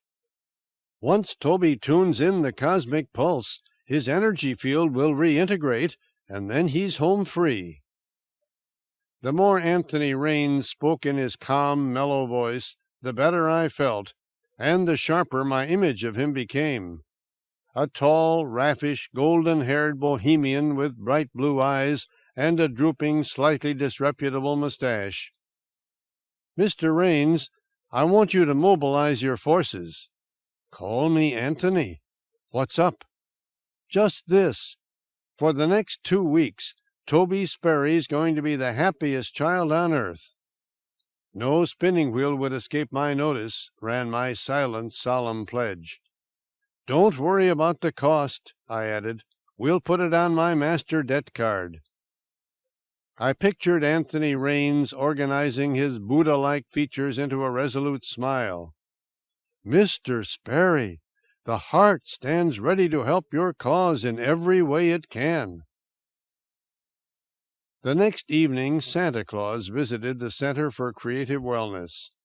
His red suit glowed like an ember. His white beard lay on his chest like a frozen waterfall. "Who are you?" Toby asked, struggling to sit up amid the tangle of rubber. Every day he seemed to acquire yet another IV need. Glucose, meperidine, saline, Ringer's lactate, the various tubes swirling around him like an external circulatory system. "Do I know you?" With a bold flourish he pulled off his plastic mask, as if this bulbous saint's mere presence had somehow unclogged his lungs. "Hi there, fella," said Santa, chuckling heartily. "Sebastian, of course. Sebastian Arborea. the fat and affable dissembler who led the meeting in the roundhouse. I'd empowered Anthony Raines to hire him for $20 an hour. Call me Santa Claus, St. Nicholas if you prefer. Know what, Toby? Christmas is coming. Ever heard of Christmas? I think we studied that in school. Isn't it supposed to be silly? Silly? Said Sebastian with mock horror. Christmas is the most wonderful thing there is. If I were a young lad, I'd feel absolutely great about Christmas. I'd be looking forward to it with every cell of my body. I'd be so full of happiness there wouldn't be any room left for Xavier's plague. Is Christmas a warm time? Toby was wholly without hair now. He was bald as an egg. The night before Christmas I fly around the world in my sleigh, visiting every boy and girl, leaving good things behind. Will you visit me? Of course I'll visit you. What do you want for Christmas, Toby? You can have anything, I said. Right, Santa? Yep, anything, said Sebastian. I want to see my mother, said Toby. Felicia Krakauer shuddered. That's not exactly Santa's department. I want to get warm. Sebastian said, What I mean is, like a toy. I'll bring you a toy. Pick something special, I insisted. Say, that power pony you've been asking about. No, that's for my birthday, Toby corrected me. Why don't you get it for Christmas? Martina suggested. Toby slipped his rocket jockey's oxygen supply back on. Well, okay. I guess I would like a power pony. His words bounced off the smooth green plastic. Sebastian said, A power pony, eh? Well, we'll see what we can do. Any particular kind of power pony? The kind for a big kid. Toby's inhalator thumped like a car riding on flat tires. Maybe I look short to you lying here in bed, but I'm really 7. Can he be brown? So, a brown power pony for a 7-year-old, eh? I think we can manage that, and maybe a couple of surprises, too. Toby's delighted giggle reverberated inside his mask. How long do I have to wait? Christmas will be here before you know it, I told him. It's just a couple of days away. Right, Santa? Right. Will I be better by then? Toby asked. There's a good chance of it, Rainbow Boy, said Krakauer, twisting the stopcock on Toby's meperidine drip. He was getting the stuff almost continuously now, as if he had 2 hearts, one pumping blood, the other pumping narcotics. It's highly likely. Furtively I opened my wallet and drew out my master debt card. For Anthony Raines, I whispered, pushing the plastic rectangle toward Sebastian. Everything goes on this. Sebastian extended his palm like a squad officer stopping traffic. Keep your card, he said. The heart's picking up the tab, including my fee. He stood fully erect, the pillow shifting under his wide black belt, and backed out of the room. So long, Toby. Merry Christmas. Merry Christmas, said Toby, coughing. He threw off his mask and turned to me. Did you hear that, Dad? Santa's coming back. I'm so excited. His plum-colored skin was luminous. He's going to bring me a power pony and some surprises, too. I can't wait for him to come back. I just can't wait. Martina said, We have to talk. About what? I think you know. She escorted me into the first-floor visitation lounge, a kind of indoor jungle. Everywhere exotic pink blossoms sat amid lush green fronds the size of elephant ears. Fake, all of it. Each petal was porcelain, each leaf glass. Jack, what you're doing simply isn't right. In your opinion, Martina. I flipped on the television. A variety show from Veritas called The Tits and Ass Hour. In your private opinion. It's ugly, in fact. Wrong and ugly. What is? Christmas? Lying to Toby. He wants to know the truth. What truth? He's going to die soon. He's not going to die soon. I realized Martina meant well, but I still felt betrayed. Whose side are you on, anyway? Toby's. I shuddered. Indeed. Well, even if he is really, really sick, he certainly shouldn't hear about it. He's dying, Jack. He's dying, and he wants someone to be honest with him. On the TV screen, a toothy woman removed the bikini top of her bathing suit, faced the camera, and said, "Here it is, guys. This is why you all tuned in." I shut off the set. The image imploded to a point of light and vanished. All this negativism, Martina. You sound like my wife. Don't be a coward. Coward? Coward? No coward would put up with the shit I've been through. I chopped at the nearest plant with the edge of my hand, breaking off a glass frond. Besides, he doesn't even know what death is. He wouldn't understand. He would. Let's get something straight. Toby's going to have the greatest Christmas a boy could possibly imagine. Do you understand? The absolute greatest, bar none. Fine, Jack. And then? And then? The truth hit me like something cold, quick, and heavy, a tidal wave or a falling sack of nails. My knees buckled. I dropped to the floor and pounded my fists into the severed frond, shattering it. This can't be happening, I moaned. I shook like a child being brain-burned. It can't be. It can't be. It is. I love him so much. I know. Help me, I cried as I worked the bits of glass into my palms. Help Toby, said Martina, bending down and enfolding me with her deep, genuine, useless sympathy. 7. On the last day of August, at the height of a seething and intractable heat wave, Christmas came to the Center for Creative Wellness. Sleigh bells jangled crisply in the hallway. The triumphant strains of Hark the Herald Angels Sing flowed forth from a portable CD player. The keen, verdant odor of evergreen boughs filled the air. I'll never forget the smile that beamed from Toby's dry, cyan face when his friend St. Nicholas waddled into the room dragging a huge sack, a canvas mass of tantalizing bulges and auspicious bumps. Hi, Santa. Look, Toby, these are for you. Sebastian Arborea opened the sack, and the whole glorious lot flowed out. Everything I'd told Anthony Raines to bring down from the City of Truth. The plush giraffe and the android clown, the snare drum and the ice skates, the backgammon set and the Steve Carlton baseball glove. Wow! Oh, wow! Bravely, wincingly, Toby tore off his oxygen mask. For me?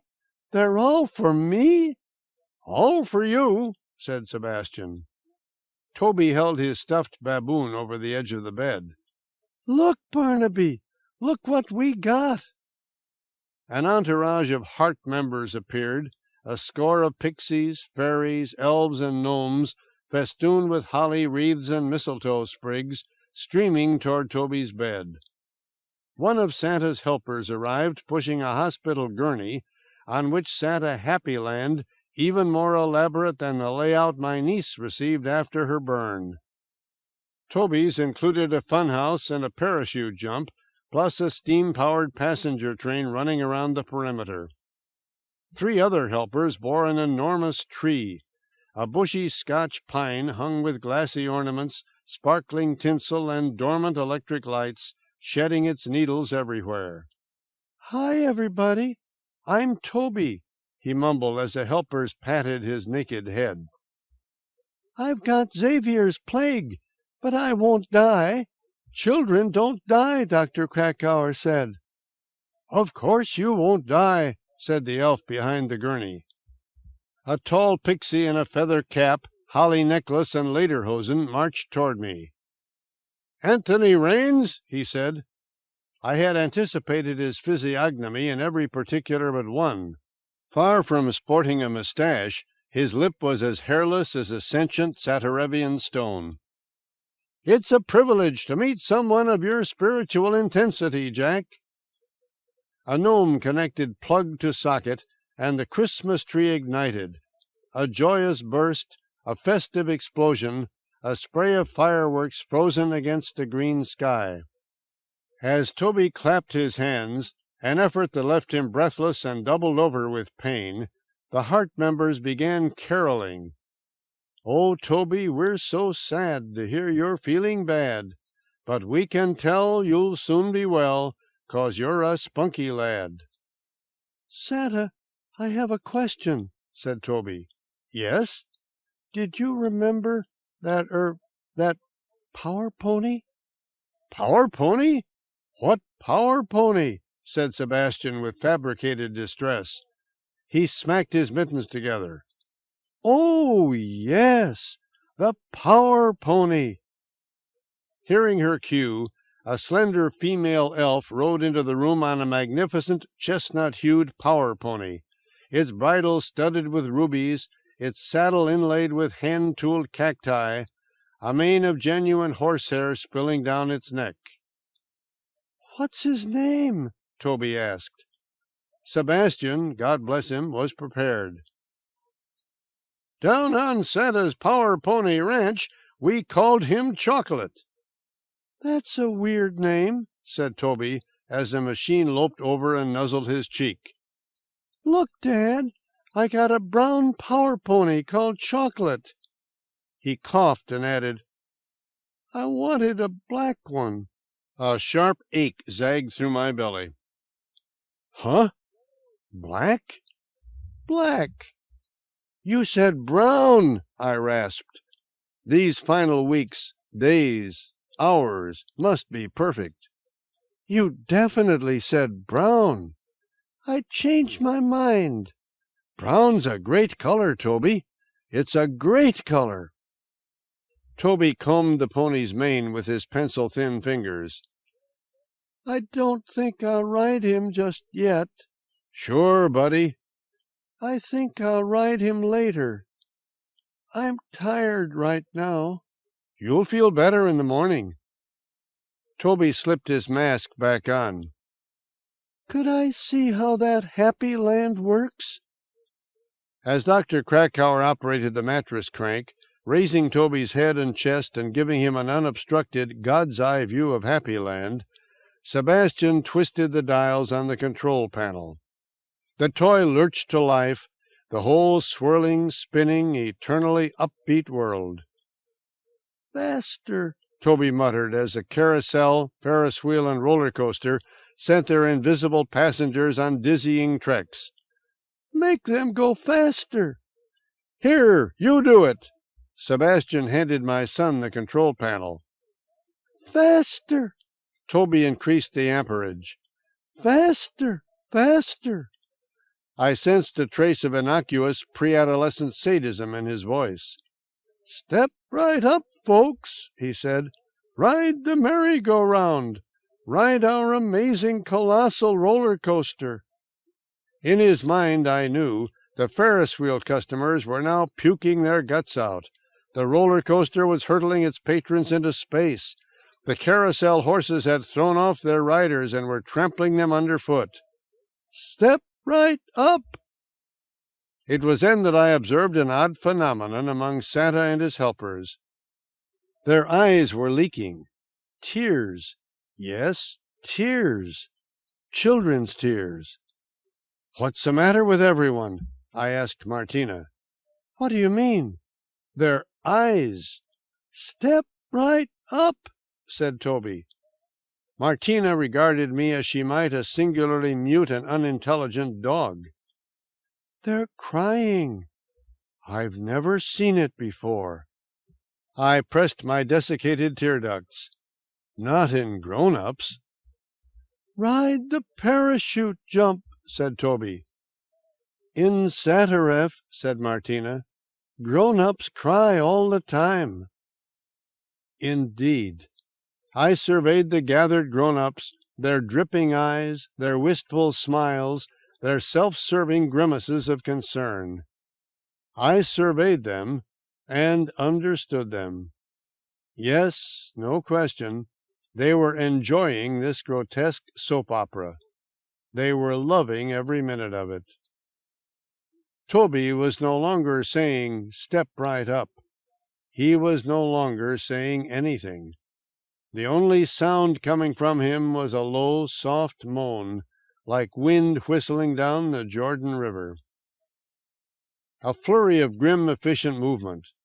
Krakauer cranking Toby's mattress to a horizontal position, turning on his inhalator, opening the meperidine stopcock. Anthony Raines took my son's knobby hand and gave it a reassuring squeeze. "Will I see you people again?" asked Toby, as a drug soaked into his brain. "Will you come next Christmas?" "Of course." "Promise?" "We'll be back, Toby, you bet." "I don't think there'll be a next Christmas," my son said. "You mustn't believe that," said Anthony. I lurched away, staring at the tree ornaments. A styrofoam snowman held a placard saying, "Get well, Toby." A ceramic angel waved a banner declaring, "We're with you, son."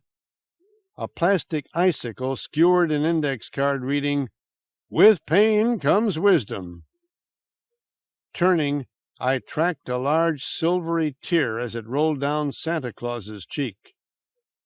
"Of course there'll be a next Christmas," I said mechanically. Toby's blue skin, stretched tight over cheek and jawbone, crinkled when he yawned. "I love Christmas," he said. "I really love it. Will I die today, Santa? I'm so cold." Sebastian said, "That's no way to talk, Toby." "You're crying, Santa. You're—" "I'm not crying," said Sebastian, wiping his tears with his mittens. "Thank you so much, Santa," Toby mumbled, adrift in meperidine. "This was the greatest day of my whole life. I love you, Santa. I wish my power pony were black."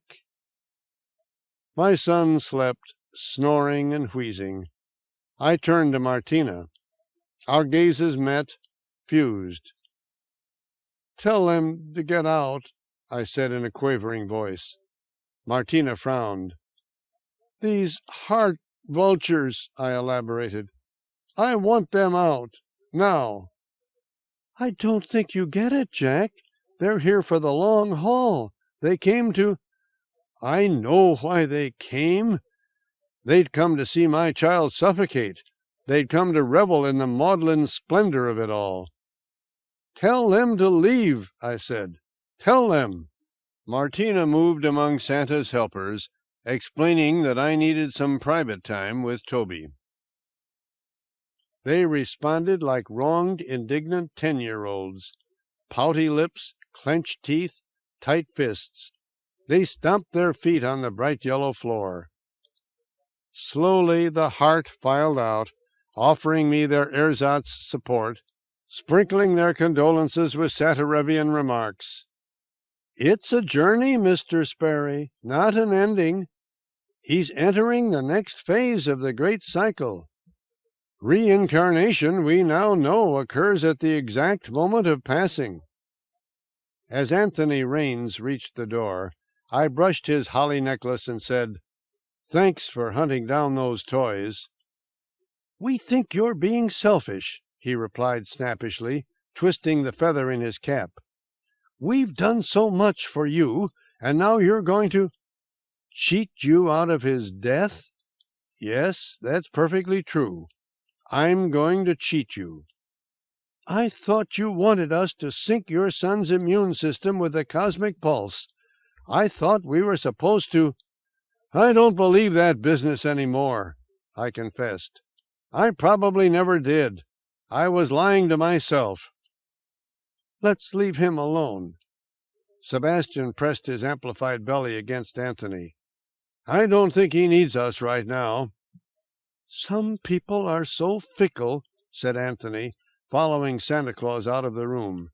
Some people— At last I was alone, standing amid the grotesquely merry clutter, my ears vibrating with the ominous tom-tom of Toby's inhalator.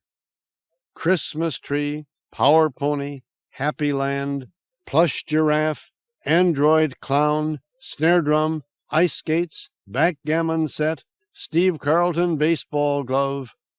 Foolish, worthless, impotent, but now, finally, I would give him what he wanted. Toby awoke at midnight, coughing and shivering, gripped by a 105-degree fever. The August air was moist, heavy, coagulated. It felt like warm glue. Rising from the cot, I hugged my son, rapped my knuckles on his rocket jockey's oxygen supply, and said, "Buddy, I have something to tell you. Something bad." Huh? Toby tightened his grip on Barnaby Baboon. I chewed my inner cheeks. About this Xavier's plague. The thing is, it's a very, very bad disease. Very bad. Pain razored through my tongue as I bit down. You're not going to get well, Toby. You're simply not. I don't understand. His eyes lay deep in their bony canyons. The brows and lashes had grown sparse, making his stare even larger, sadder, more fearful. You said Mr. Medicine would fix me. I lied. Lied? What do you mean?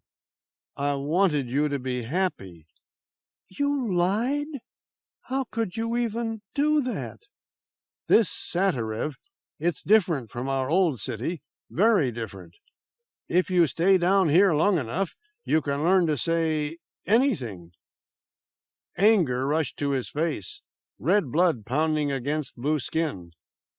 But Santa Claus brought me a power pony. I know. I'm sorry, Toby. I'm so terribly, terribly sorry. I want to ride my power pony. He wept like the betrayed 7-year-old he was. His tears hit his mask, flowing along the smooth plastic curves. I want to ride Chocolate. You can't ride him, Toby. I'm so sorry. I knew it, he screamed. I just knew it. How did you know? I knew it. A protracted, intolerable minute passed, broken by the interlaced poundings of the inhalator and Toby's sobs. He kissed his baboon. He asked, When? Soon. A hard, gristly knot formed in my windpipe. Maybe this week. You lied to me. I hate you. I didn't want Santa to get me a brown power pony. I wanted a black one. I hate you. Don't be mean to me, Toby. Chocolate is a stupid name for a power pony. Please, Toby. I hate you. Why are you being mean to me? Please don't be mean. Another wordless minute, marked by the relentless throb of the inhalator. I can't tell you why, he said at last. Tell me. He pulled off his mask. No. Absently, I unhooked a plaster wise man from my son's Christmas tree. I'm so stupid, I said. You're not stupid, Dad. Mucus dribbled from Toby's nose.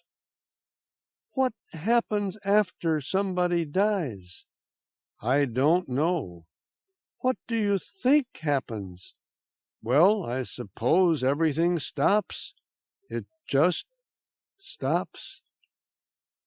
Toby ran a finger along the sleek rubbery curve of his meperidine tube. Dad, there's something I never told you. You know my baboon here, Barnaby? He's got Xavier's plague, too. Oh, that's sad. As a matter of fact, he's dead from it. He's completely dead. Barnaby just stopped. I see. He wants to be buried pretty soon. He's dead. He wants to be buried at sea. I crushed the wise man in my palm. At sea? Sure, Toby. Like in that book we read. He wants to be buried like Corbo the pirate. Of course. Toby patted the baboon's corpse. Can I see Mom before I die? Can I see her? We'll go see Mom tomorrow. Are you lying? No. A smile formed on Toby's fissured lips. Can I play with Happyland now? Sure. I closed my eyes so tightly I half expected to push them into my brain. Do you want to hold the control panel? I don't feel strong enough. I'm so cold. I love you, Dad. I don't hate you. When I'm mean to you, it's for a reason. What reason? I don't want you to miss me too much. It would happen to me now, I knew. The tear business. Reaching under his bed, I worked the crank, gradually bringing Toby's vacant gaze within range of his amusement park. Such a self-referential reality, that toy. How like Veritas, I thought. How like Satarev. Anyone who inhabited such a circumscribed world, who actually took up residence, would certainly, in the long run, go mad. You won't miss me too much, will you? I'll miss you, Toby. I'll miss you every single minute I'm alive. Dad, you're crying. You can play with Happyland as long as you like, I said, operating the dials on the control panel. I love you so much, Toby. The carousel turned, the Ferris wheel spun, the roller coaster dipped and looped. I love you so much. Faster, Dad. Make them go faster. And I did. We spent the morning after Christmas outfitting a litter with the necessities of Xavier's amelioration, turning it into a traveling center for the palliative treatment of hopeless diseases. Tubing, aluminum stands, oxygen tank, inhalator. Dr. Krakauer placed a vial of morphine in our carton of IV bottles, just in case the pain became more than meperidine could handle. I'd be happy to come with you, she said. The truth of the matter, I replied, is that in a day or two Toby will be dead. Am I right? He's beyond medical science. You can't put a timetable on these things, said Krakauer. He'll be dead before the week's out. You might as well stay. Martina and I carried Toby through Satarev to the 3rd and Bruno storm tunnel, Ira Temple riding close behind on the power pony. Then came William Bell, dragging my son's Christmas presents in Santa's canvas sack. Toby was so thin the blankets threatened to swallow him whole. His little head, lolling on the pillow, seemed disembodied, a sideshow freak, a Grand Guignol prop. He clutched his stuffed baboon with a strange paternal desperation. Rumpelstiltskin finally gets his baby. By noon, Toby was with his stalwart Veritasian mother, drooping over her arms like a matador's cape. Does he know how sick he is? She asked me. I told him the truth, I admitted. This will sound strange, Jack, but I wish he didn't know." Helen gasped in astonishment as a drop of salt water popped from her eye, rolled down her cheek, and hit the floor. "I wish you'd lied to him." "On the whole, truth is best," I asserted. "That's a tear," I noted. "Of course it's a tear," Helen replied testily. "It means—" "I know what it means." Weeping, we bore Toby to his room and set his marionette-like body on the mattress. "Mom, did you see my power pony?" he gasped as William and Ira rigged up his meperidine drip. "Isn't he super? His name's Chocolate." "It's quite a nice toy," Helen said. "I'm cold, Mom. I hurt all over." "This will help," I said, opening the stopcock. "I got a Happy Land, too." "Who?" "Santa Claus. St. Nicholas. The fat man who goes around the world giving children toys." "That doesn't happen, Toby. There is no Santa Claus." "There is. He visited me." "Am I going to die, Mom?" "Yes." "Forever?" "Yes, forever. I'd give almost anything to make you well, Toby. Anything." "I know, Mom. It's all right. I'm tired. So sleepy." I sensed his mind leaking away, his soul flowing out of him. "Don't die, Toby," I thought. "Oh, please, please don't." "If you want," said Martina, "I'll watch over him a while." "Yes," I replied. "Good." Stunned, drained, the rest of us wandered into the living room, a space now clogged with terrible particulars. The power pony, the plush giraffe, all of it. Helen offered to make some lunch, sliced edible cheddar on respectable rye, but no one was hungry. Collecting by the picture window, we looked down at the city of truth. Veritas, the Vera City. Curiously, the pun had never occurred to me before. I followed William and Ira to the elevator, mumbling my incoherent gratitude. Unlike the Heart members, they sympathized tastefully. Their melancholy was measured, their tears small and rationed. Only as the elevator door slammed shut did I hear William cry out, "It isn't fair!" Indeed. I staggered into Toby's room. He shivered as he slept. Cold dreams. Helen and Martina stood over him, my wife fidgeting with a glass of scotch, my one-time lover rooted like a money tree. "Stay," I told Martina. "That's all right, isn't it, Helen? She's Toby's friend." Instead of answering, Helen simply stared at Martina and said, "You're exactly as I imagined you'd be. I guess you can't help looking like a slut." "Helen, we're all very upset," I said, "but that sort of talk isn't necessary." My wife finished her scotch and slumped onto the floor. "I'm upset," she agreed. "Toby was so happy to see you," Martina told her. "I'll bet he'll start doing a lot better now that you're with him." "Don't lie to me, Miss Coventry. I'm sorry I was rude, but don't lie."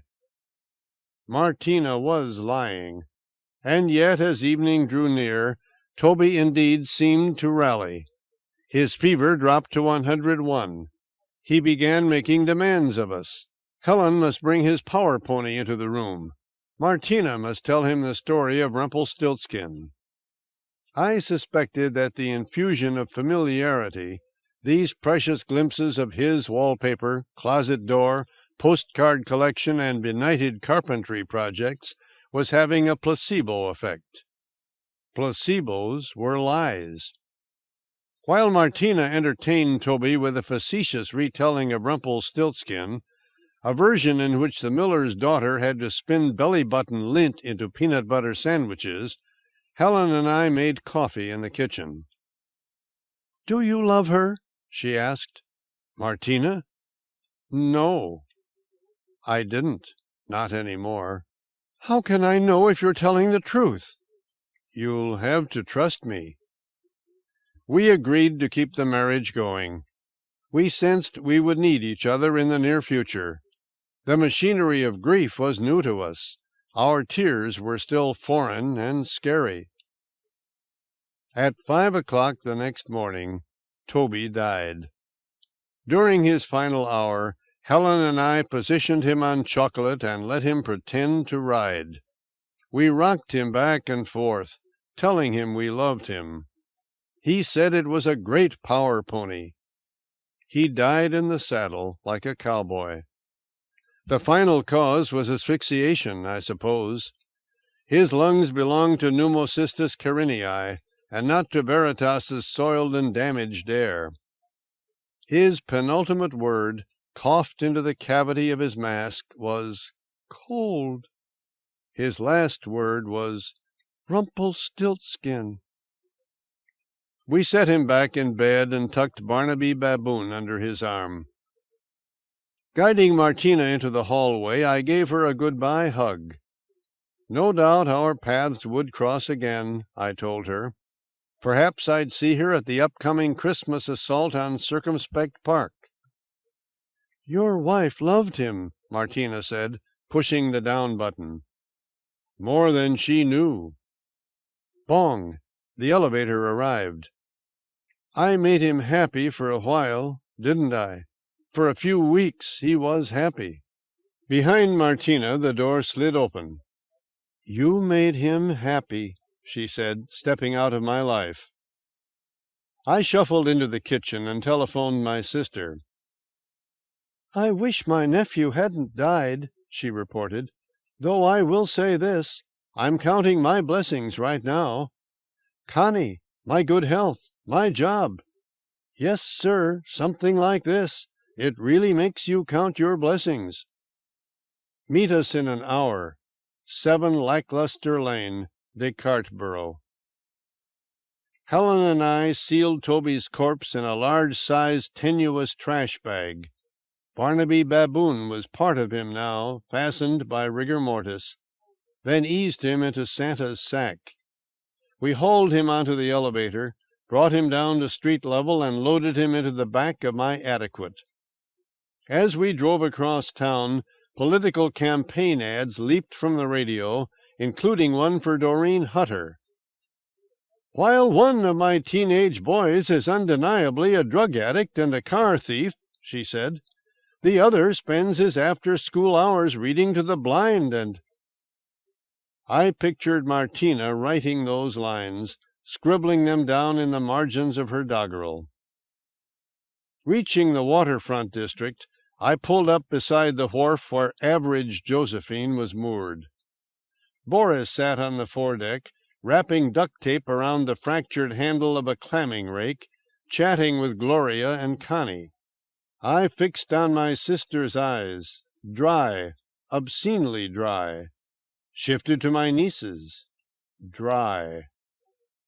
Thank the alleged God. Boris grasped the situation at once. So Toby wanted to be buried at sea? All right, no problem. The canvas sack would work fine.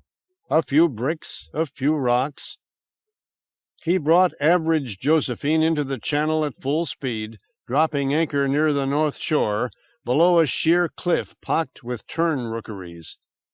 Wheeling across the water, the birds scolded us fiercely, defending their airy turf like angry, outsized bees.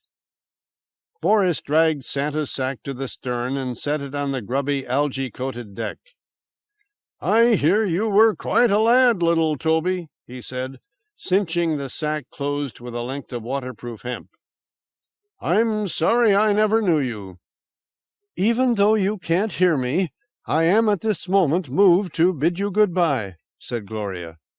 "I feel rather guilty about not paying more attention to you." "The fact of the matter is I'm bored," said Connie. "Not that I didn't like Toby. Indeed, I'm somewhat sorry we hardly ever played together. Boris lifted the Santa sack, balancing it on the transom with his hairy, weather-worn hand.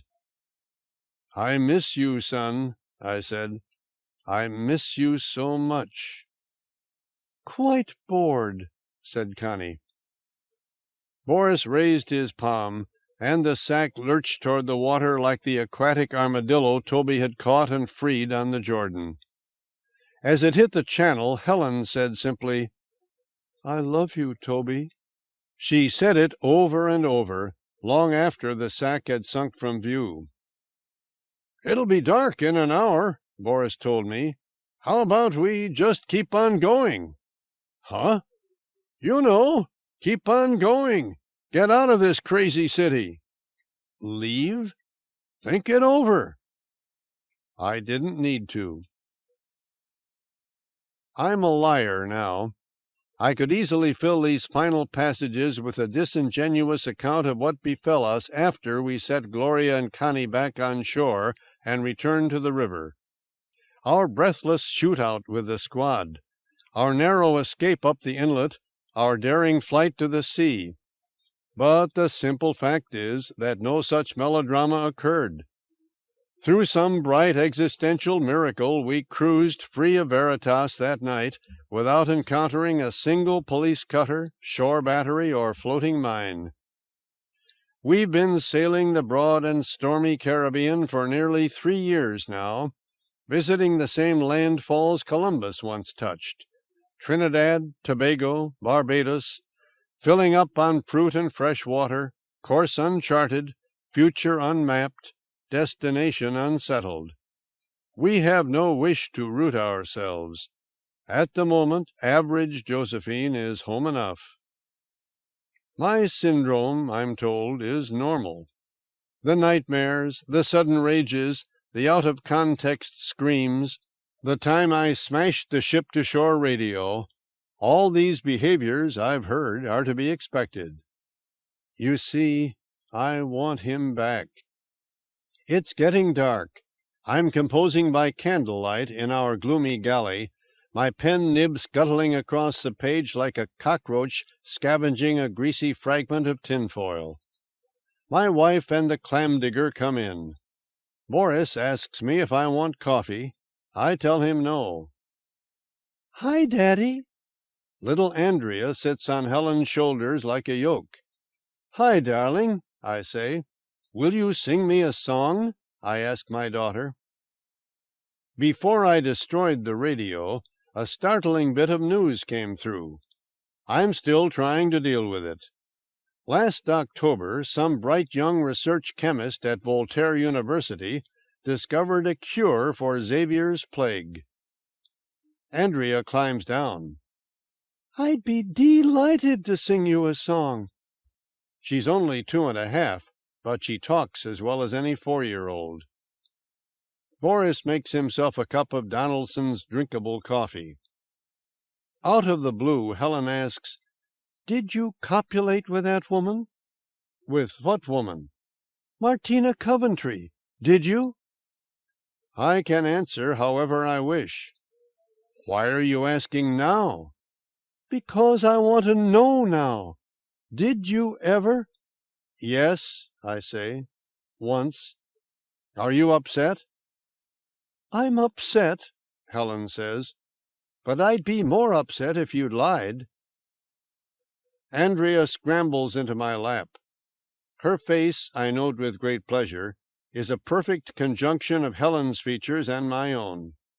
I hide my wings inside my soul, she sings. Lyrics by Martina Coventry, music by Andrea Sperry. Their feathers soft and dry, my daughter and I sing together. Her melody is part lament, part hymn. Now Helen and Boris join in, as if my Satirevian training has somehow rubbed off on them. The lies cause them no apparent pain. And when the world's not looking, we're in perfect harmony, the 4 of us. I don't love the lies, I realize as we trill the final line. our cloying denial of gravity, but I don't hate them either.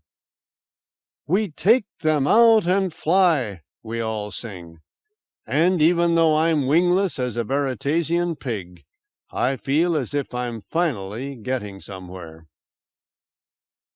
End of City of Truth by James Morrow.